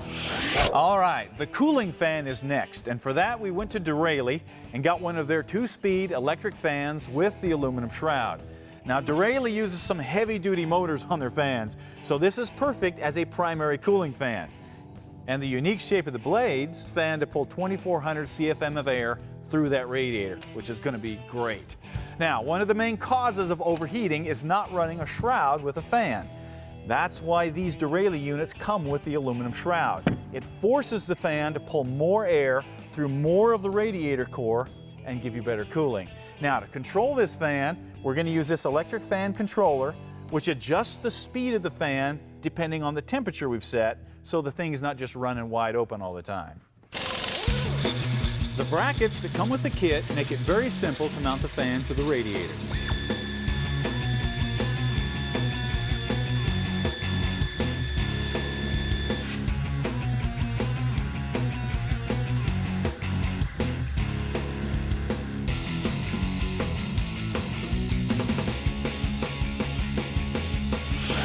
All right, now we are ready to fit the radiator to the truck. And fortunately, the grills on these old Power Wagons come off as one big piece, giving us great access to the front of the truck. Once the radiator is mocked in place, we'll finish up our mounting brackets, as well as decide what we're going to do with the hose inlets and outlets, and the filler neck and the overflow canister. Be prepared to spend some time here working through all of this until you get it set up exactly the way you want it. Tool Tech, brought to you by Cornwell Tools, the choice of professionals since 1919. When it comes to working on metal, or working on a car for that matter, one ability that you need to have is the ability to put a hole in a piece of metal. Now, when people think about holes in metal, the first tool they reach for, of course, is a drill. And that's a great tool for punching small holes in panels. But if you need to do bigger holes like this, well, you're going to be pretty hard-pressed to find a drill that's going to pop that big a hole. So when it comes to big holes, the first tool people think of course, is a hole saw. Now, this is a great tool. These are designed to cut holes in wood and plastic and metal and fiberglass and pretty much everything, which means it's not the best tool for cutting holes in metal. Generally, the hole is pretty ragged, and the teeth usually melt down after just a few holes. A better tool, if you're going to continue to use a drill, is what we call a fabricator's hole cutter. Now, as you can see, this is designed completely different than a typical hole saw. These are actually a metal cutting tool, and they are designed with special alloys, special blades that will allow you to make hundreds of cuts in aluminum, stainless steel, or steel that are extremely accurate. Another option for making holes in metal is to punch them, and an iron worker is an awesome tool for punching perfect holes in heavier steel or aluminum. However, if you don't have the room or the budget for an iron worker, there are manual punches available to help you punch holes, at least in sheet metal. All you have to do is just select the size of hole you want, install the punch, and ratchet it down. The result is a perfect hole with no burrs and no distortion. So, as you can see, there is a lot of different ways to put holes in metal. And the more you know that's out there, the more you're going to be able to reach for the right tool when you need it. Can't get enough gears? Make sure to check out the Tales of a Gearhead podcast, where Stacey brings a lifetime of automotive knowledge, friendships, and expertise to the listener. Also, check out our social media channels for updates and videos of Gearz projects, as well as special contests, giveaways, and events. If you have a vehicle you want to enter into What Are You Working On, go to staceydavid.com and submit it. There's also the online store and tons of other Gearhead information that will encourage you to get out there, build something, and go drive it. You know, there are certain aspects to building a cool car truck that everybody likes to do, like an engine swap, or putting on a supercharger or a turbo, or slapping on a cool set of wheels. That's awesome. Or swapping out body panels. These are some of the most popular modifications because they're fairly simple and easy to do, and they make a big difference in the look or the performance of a vehicle. Then there are those projects that aren't quite so popular, like interior work and paint and body work, because a lot of times those take special skills and special tools that the average person may not have. But still, most people are willing to at least try it with the right persuasion. What you do is you push the foam in. Just mash it down. Mash the foam in. Look at that.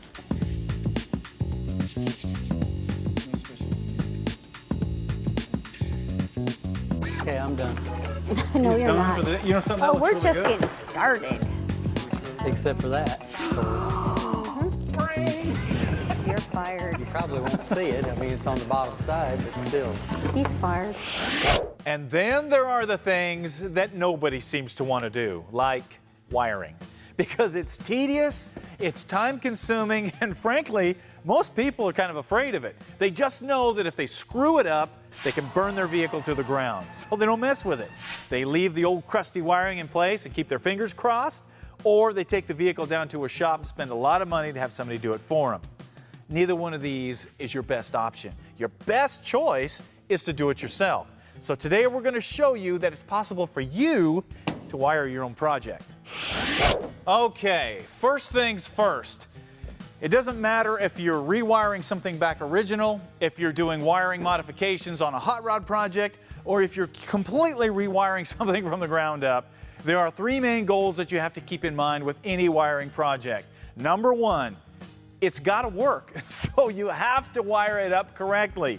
Number two, it's got to be serviceable. That way, if a component or a relay goes out, you can get in there and you can replace it.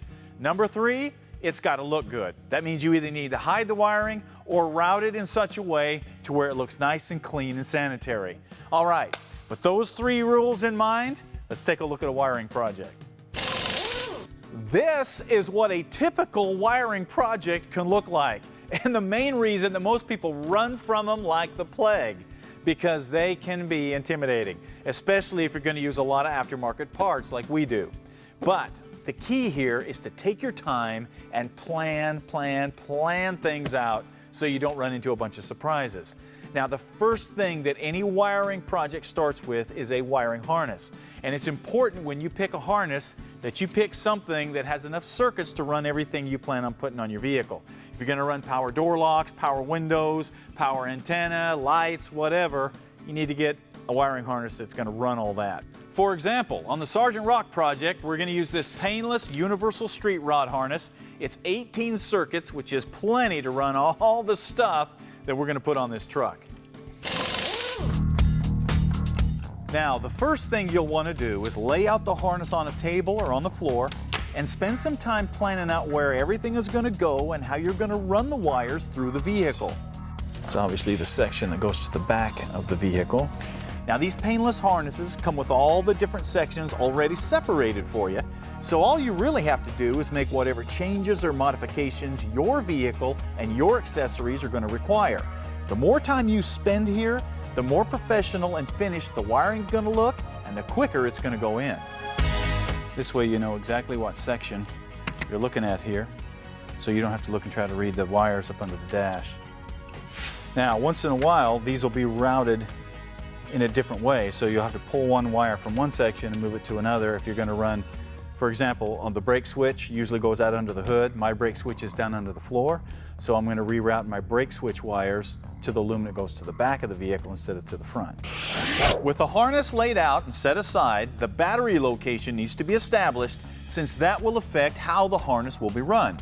On a project like Sergeant Rock, we're going to be running twin batteries in the bed, one on either side of the fuel tank. And then we're going to run the cables down through the floor, just like we're doing with the fuel lines. The painless dual battery control is mounted on the frame under the bed, and a master cutoff switch is wired in for safety if we ever need to cut power to the vehicle. A heavy gauge positive battery cable was then run forward to a junction block in the front of the truck to supply power to the winch and the starter and whatever else we may need up here. All right, with it all laid out, we're ready to put the harness in the vehicle, and that starts by mounting your fuse panel. Now, a lot of people put them under the dash, they put them in the kick panels, but Painless leaves the wires long enough where you can pretty much mount these wherever you want. Just make sure you don't forget your last 2 points. It needs to look good, and it needs to be serviceable. For example, you can see we had a perfect spot here right above our steering column because it's out of the way, but it's still easily accessible. Now, like I said before, the Painless harnesses come separated into sections, and it really doesn't matter which section you do first. You just need to go slow and do them one at a time. Now, we are going to start with our engine section, which means we're going to run wires to our engine sending units, the alternator, the air conditioning compressor, the starter, that kind of thing. Now, the best approach is to route your wires first, and then cut them to the proper length.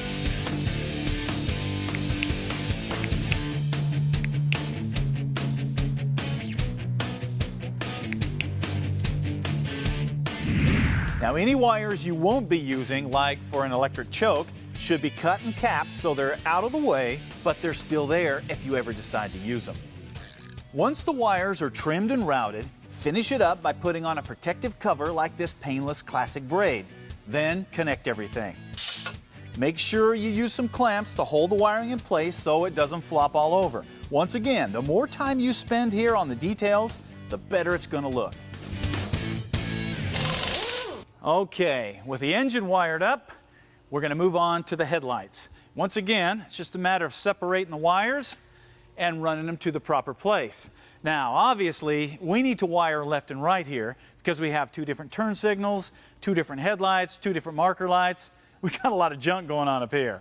Now, for turn signals, it's marked very clearly right on the wire, left and right. For the headlights, Painless already splits the wire for you. But before you just grab one to start wiring it, you need to stretch it out because, as you'll notice, one of these is considerably shorter than the other. The short one goes to the headlight on the same side as the wiring harness. If you get them mixed up, you may not have enough wire to reach the other headlight.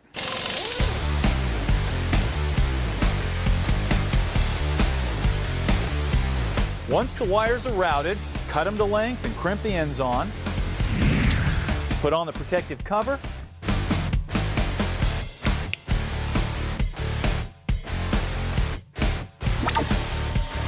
And clamp them in place.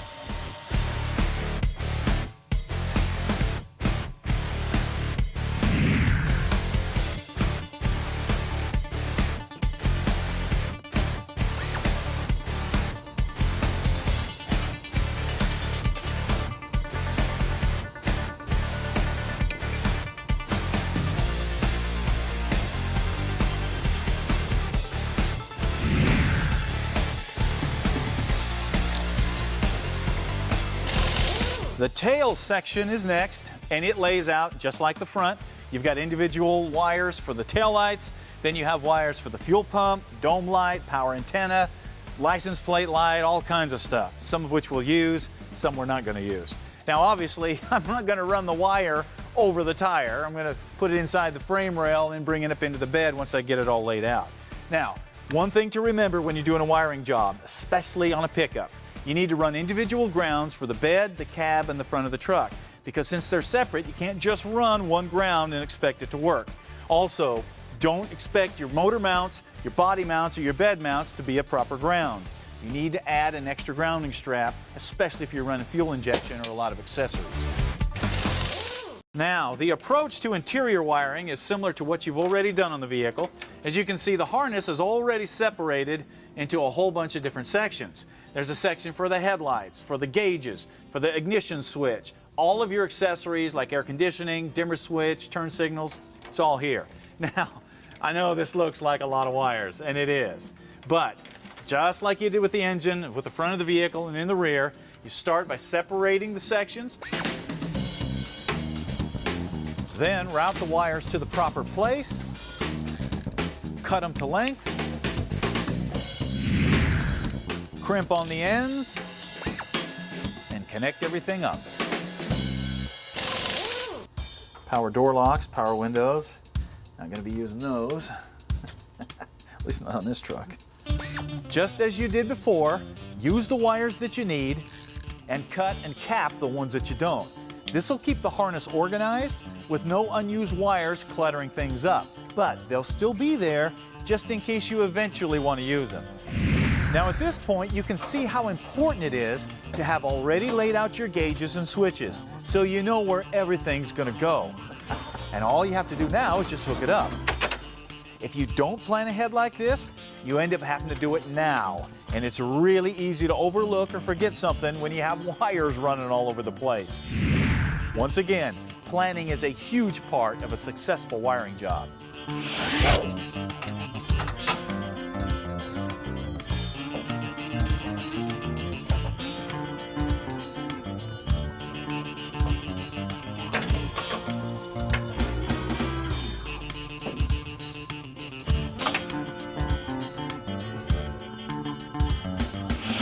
Another important thing to remember when you're wiring things up is to keep an accurate record in your planning book of all the parts and all the components that you've used. That way you don't forget what you've done and you'll be able to service them and repair them down the road.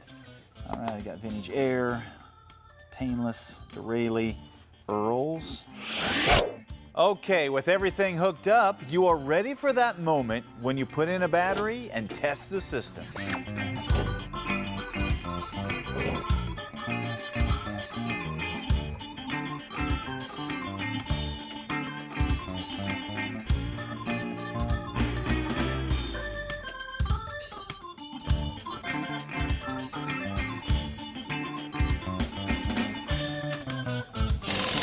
And that's really about all there is to wiring a vehicle. All you have to do is take your time, follow where the wires tell you to go, consult the diagram if you get lost or have a question, and make it look good. And if you do this, pretty soon you're going to be all wired up and ready to go on to the next project. Now, quick tip. Brought to you by E3 Spark Plugs. Born to burn. You know, one question that comes up a lot when you're dealing with wiring is how do you get those cool crimped ends, like come from the factory, that won't pull off when you go to disconnect the wire? Well, the trick is using the right crimpers, the right connectors, and a few other tricks. Check it out. First, strip the end and give the wire a twist so all the strands are tightly wrapped together. Then choose a quality fitting in either bare metal or with the heat shrink already on. Now, for bare metal, you'll want to use crimper jaws that roll the metal down into the wire strands to lock them together. For a fitting with heat shrink, you'll want to use a crusher style jaw. Also, having crimpers that ratchet will allow you to apply the right amount of pressure so you don't overdo it and crush the fitting. And once you have a good crimp, then finish it off by putting heat to the tubing to shrink it down and lock the joint together. This will give you an extremely strong, weatherproof connection that won't corrode or pull out. Now, if you'll take the time to do your connections like this, you will get years of trouble-free use out of your wiring. If you'd like to learn more tips to make your life easier in the shop, check out the tips page on the website.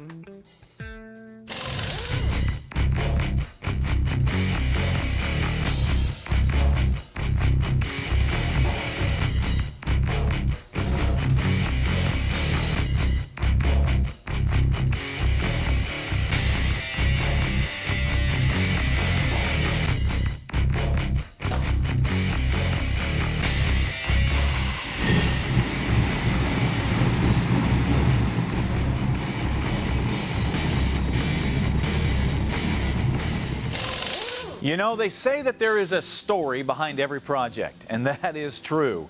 But not all projects are created equal, and neither are the stories behind them. For example, the story in the project that we're going to show you today started out a long time ago when a little 5-year-old kid saw a 1941 Dodge Power Wagon sitting at the local airport. Now, it wasn't much to look at. Most people thought it was pretty rough. But to the kid, it was the coolest looking thing he'd ever seen. And he vowed that one day he was going to own a truck like that. Well, that kid was me. And the story doesn't end there. It picks up again 30 years later when I pulled that exact same Power Wagon out of a field just a few miles down the road from that airport. Now, obviously, being a World War II survivor, this thing was pretty rough at this point. But I thought it was worth saving. And that old 1941 Power Wagon became the basis of the Sergeant Rock project. Of course, the first step in any project is to lay it out and decide what direction the build will take. And even though I managed to get the old engine running, that was never the plan for the truck. That was just fun. No, my plan was to redesign the truck from the ground up to be a massive tribute to the military. And we were fortunate to be able to tie it in with the restoration of the legendary Memphis Belle B-17. So I knew it had to be big and it had to have guns on it. So the first step was to determine the height. The tires were mocked in place to get the proper width, and then the engineering and fabrication began. A pair of 2.5-ton Rockwell military axles were stuffed with forged shafts and air lockers to provide the strength and traction required to handle 54-inch tall tires. A 4-wheel disc brake conversion provides the stopping power, and when you add 18-inch wide beadlock wheels and 20-inch wide tires, the whole axle assembly measures 8.5 feet wide. Perfect! The stock frame was retained, but it was boxed, widened, strengthened, and stretched in 100 different ways to give us the strength and support that this truck was going to need. This was required not only to fit the body, but also the massive suspension, the winch, and the other stuff that was going to be part of this buildup. Now, as far as suspension, I originally planned to use the stock military leaf springs to keep an old school kind of vibe. But with over 850 horsepower going in, leaf springs just weren't going to get it. So we cut it all off and got rid of it. And to go in its place, I designed a custom radius arm suspension with Allen Piezo from Predator Racing. Now, what makes this suspension so unique is that we use the same nitrogen shocks and sway bars that Allen builds for his Predator monster trucks. Now, this will give us the strength and suspension travel we need, plus the ability to absorb hard impacts and abuse and still have the right old school look. The body was where things got really interesting because there was no real bed, just slabs of sheet metal hacked together. And parts of an International cab had been joined to the Dodge cab way back in World War II, so it was a mess. The solution was to take everything I had imagined as a kid and design a special bed to fit the direction of the build. Then we hooked up with the boys at Alton Truck Manufacturing and we put it together. Now, it's basically a custom stepside with all kinds of unique features like huge fenders to fit the tires, pockets for the exhaust stacks, floor supports for machine guns, and a special tailgate that utilizes B-52 door latches. Custom running boards were also fabricated to tie the front and rear fenders together and give you something to stand on. And on the cowl, the blend between the Dodge and International body lines was smoothed out so everything looks original. Of course, there were some other body lines added too, but we'll talk about that more in a minute. The color is a special mix that we created with PPG called Sergeant Rock Metallic, and even though the pearls and metallics explode in the light, you never lose the slight hint of green that's there to remind you that this is a military vehicle. And that brings us to the drivetrain. Now, when I was designing this truck, I looked at every kind of engine, diesel, Hemi, V12, you name it. But the best fit for this tight little engine compartment was a big Mopar wedge. But not just any wedge, check it out. We went to Indy Cylinder Heads, and they put together one of their 605 cubic inch max wedges that turned the dyno at over 850 horsepower and 840 foot-pounds of torque. Yeah. And putting that kind of engine in a 70-year-old truck required the fabrication of some very special motor mounts and even more frame modifications. To make sure that the engine would start and run and be ready to go whenever we are, we put on a Holley Dominator fuel injection system and tuned it for maximum performance. We backed up that power with a Bowler-built 727 automatic transmission and an Atlas II transfer case to help try to channel all of that power down to those big Rockwell axles. Hey, welcome back to Gearz and the payoff of Sergeant Rock, a truck that I started building over 10 years ago and have been slowly putting it together along with a lot of other really crazy stuff. Now, so far we've shown you all the major components that went into building this truck. Now we're going to talk about the details, because it's those details that take all the extra time, but they're also the thing that raise the bar on a project and make it something truly unique. Let's check it out. Once all the heavy fabrication and design work was done, it all needed to be disassembled yet again for painting and detailing. So, the frame was smoothed and blended to look like a one-piece stamping, and plenty of button-head screws were used to continue the rivet look all the way down the frame. With the axle housings, radius arms, and other components cleaned up and powder-coated, it was time to start putting it all together for the last time. The Power Boost brake system was hidden under the floor, and the vulnerable brake lines were encased in protective steel tubing and mounted on the radius arms for a super clean look. The rear bumper was hand-built with the bed, but the front bumper is an aftermarket Toyota bumper, which obviously required not only heavy modification to the frame rails, but also the fabrication of custom mounting brackets. However, once it was all painted and assembled, it came out looking like a factory Dodge bumper with just enough room for a 15,000-pound winch. Of course, the turn signals and driving lights were not something that you necessarily needed in World War II, but pretty important when fighting today's rush hour traffic. The interior was a whole different challenge because there basically wasn't any. So, keeping the World War II bomber theme in mind, I laid out the bomber gauges like you'd find them in a B-17 bomber, and then fabricated a floor, console, door panels, and a ton of other special features to keep the right military look. And just in case you're wondering, everything is fully functional, from turn signals to cowl vent to that roll-out windshield. Now, at this point, you are probably realizing that I was rapidly running out of room to put stuff, because even though this truck looks big, a 1941 half-ton truck is pretty small, which meant that the bed was the only place to put the fuel tank and the batteries. So we mounted a custom stainless steel tank in the center and flanked it with twin batteries, so we'll always have enough power to run the truck and the guns. Now, a lot of people have asked about the machine guns. And originally I had real 50 cals from the Memphis Belle, but the government came and took those when they moved the airplane. So now I've got replicas that fire propane and oxygen, and they'll definitely wake up a sleepy crew. Fire in the hole. You know, one of the first things that people notice and comment about when they see the Sergeant Rock truck is all of the special features that are built into it. And there is no way for us to show them all to you in just one show. But we can show you the things that people ask about the most. So that's what we're going to do, starting with the exhaust system. As I said before, I designed the bed to fit 5-inch exhaust stacks, but the rest of the exhaust system existed only in my head. Fortunately, the guys at Stainless Works were able to translate that into some headers that wind around the shock mounts, down the inner fender, to a pipe tucked under the running boards, then into a custom muffler in the stacks. And the only thing that's better than the way it looks is the way it sounds.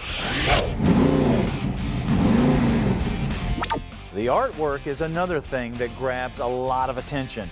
The angry ram on the Firewall is the creation of Cliff Daigle, and so are the Memphis Belle pinup girls on the cowl. The tailgate is the work of Mickey Harris, and that brings home the fact that this truck is not only a tribute to the World War II generation, but to all the men and women who have served in our military since the foundation of the nation. Just like the rest of the truck, the more you look at the tailgate, the more interesting things you're going to see. And that brings up another question. With all the paint and detail work here, a lot of people think this is just a show vehicle, designed to look good and make a statement. Now, that's not the case. It's also designed to run. So if that's the case, what's it like to drive it? Well, hop in. The hydraulic steering in front makes the truck very easy to steer, even with the big tires. Steering the rear axle is as simple as flipping the toggle switch left to right. And the self-centering function keeps the rear axle straight when you need it to be. The rear steer also allows you to make extremely tight turns if you steer in the opposite direction of the front,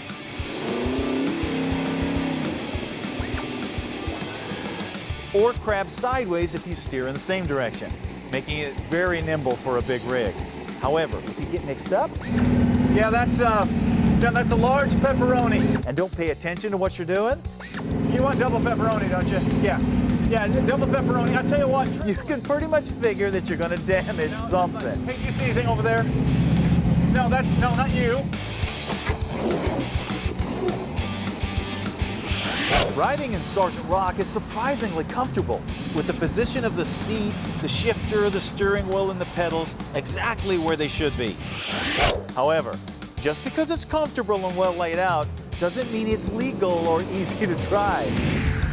With massive width, chest-high bumpers, and huge blind spots, you better be paying attention or you're gonna damage something. Did you feel that? Oh! But all that torque and horsepower will also find any weak spots too. And we quickly found one when I romped hard on the throttle and grenaded the rear CV joint. That's why it's important to have a break-in and test period for any major buildup. It allows you to find and correct things before they become a serious problem and leave you stranded. Got something broke. So I quickly pulled out the drive shaft, and we'll send that off to Carolina Driveline so they can build us a stronger one. Meaning that for now, that muddy, gnarly creek is just gonna have to wait. Hey, welcome back to Gearz. If you're just getting here, man, you have missed a lot, because we've been flexing the muscles on Sergeant Rock and walking very quickly through the thousands of hours it took to build this thing. Now, one thing we haven't covered is the reaction we get when we take this thing out. Take a look. On the street, and especially at a gas station, there's probably an easier way to do this, but I haven't figured it out yet. The truck definitely causes a commotion as people try to figure out exactly what it is. Oh yeah. Really, what do you really like about it? The detail. Anything in particular? That shovel. I mean, it's little touches like that that really make it, man. I don't know, Mark, do you feel like a burger? Why don't we stop in to get a burger? To venture into a fast food drive-thru was worth it just to see the reaction and the panic in people's eyes. Stop, stop, you're too big, stop, you're gonna wreck it, stop! Stop, you're too big, stop! And if you try to park it somewhere, be prepared to draw a crowd or spark a riot, depending on how tight the parking spaces are. Oh no, I can fit. No, really, I can fit. No, trust me. Oh, you're gonna move? Yeah, hey, you don't have to move. I can fit, really, I can fit. Trust me, I do this all the time.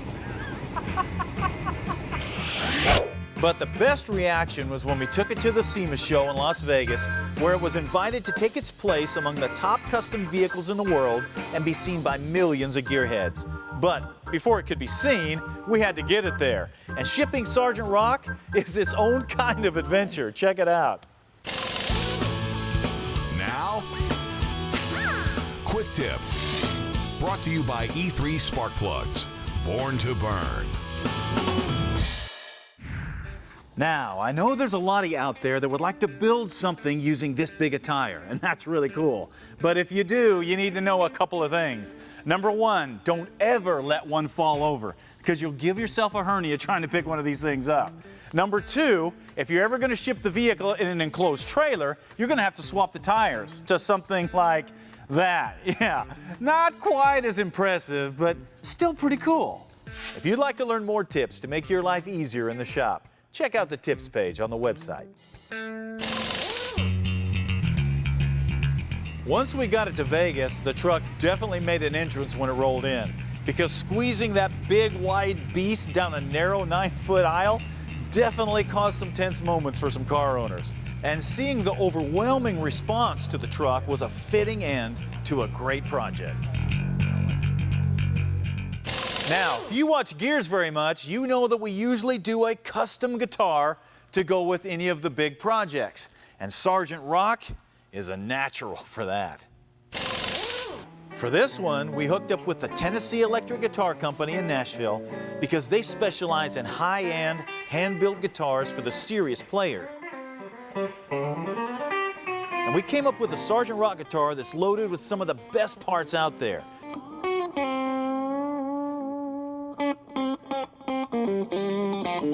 The neck is hard rock maple with an ebony fingerboard. The body and headstock are unique to Tennessee Electric. The paint, the pin-up girl, the brushed aluminum, the rivets, all match the details on the truck. And the pickups are 3 Seymour Duncan mini humbuckers that'll give you virtually any sound you can imagine, from humbucker sustain to single coil bite. Tennessee Electric Company will be doing a limited run of these Sergeant Rock guitars, so if you want one, you can have one. Just not number one. That's mine.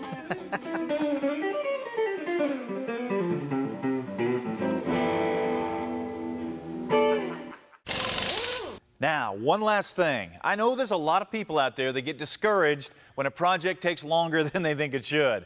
But you gotta remember, most ground-up builds, on average, are gonna take 2 to 5 years, even if you're a pro, because a lot of times we're building more than one vehicle at the same time, so don't be so hard on yourself. If you keep moving forward, don't listen to the naysayers, and keep it organized, you will eventually finish your project. And it is so worth it, because as cool as it is to design and build your own vehicle, there's nothing quite like getting in it, turning a key, and driving it. That will turn you into a 5-year-old kid again.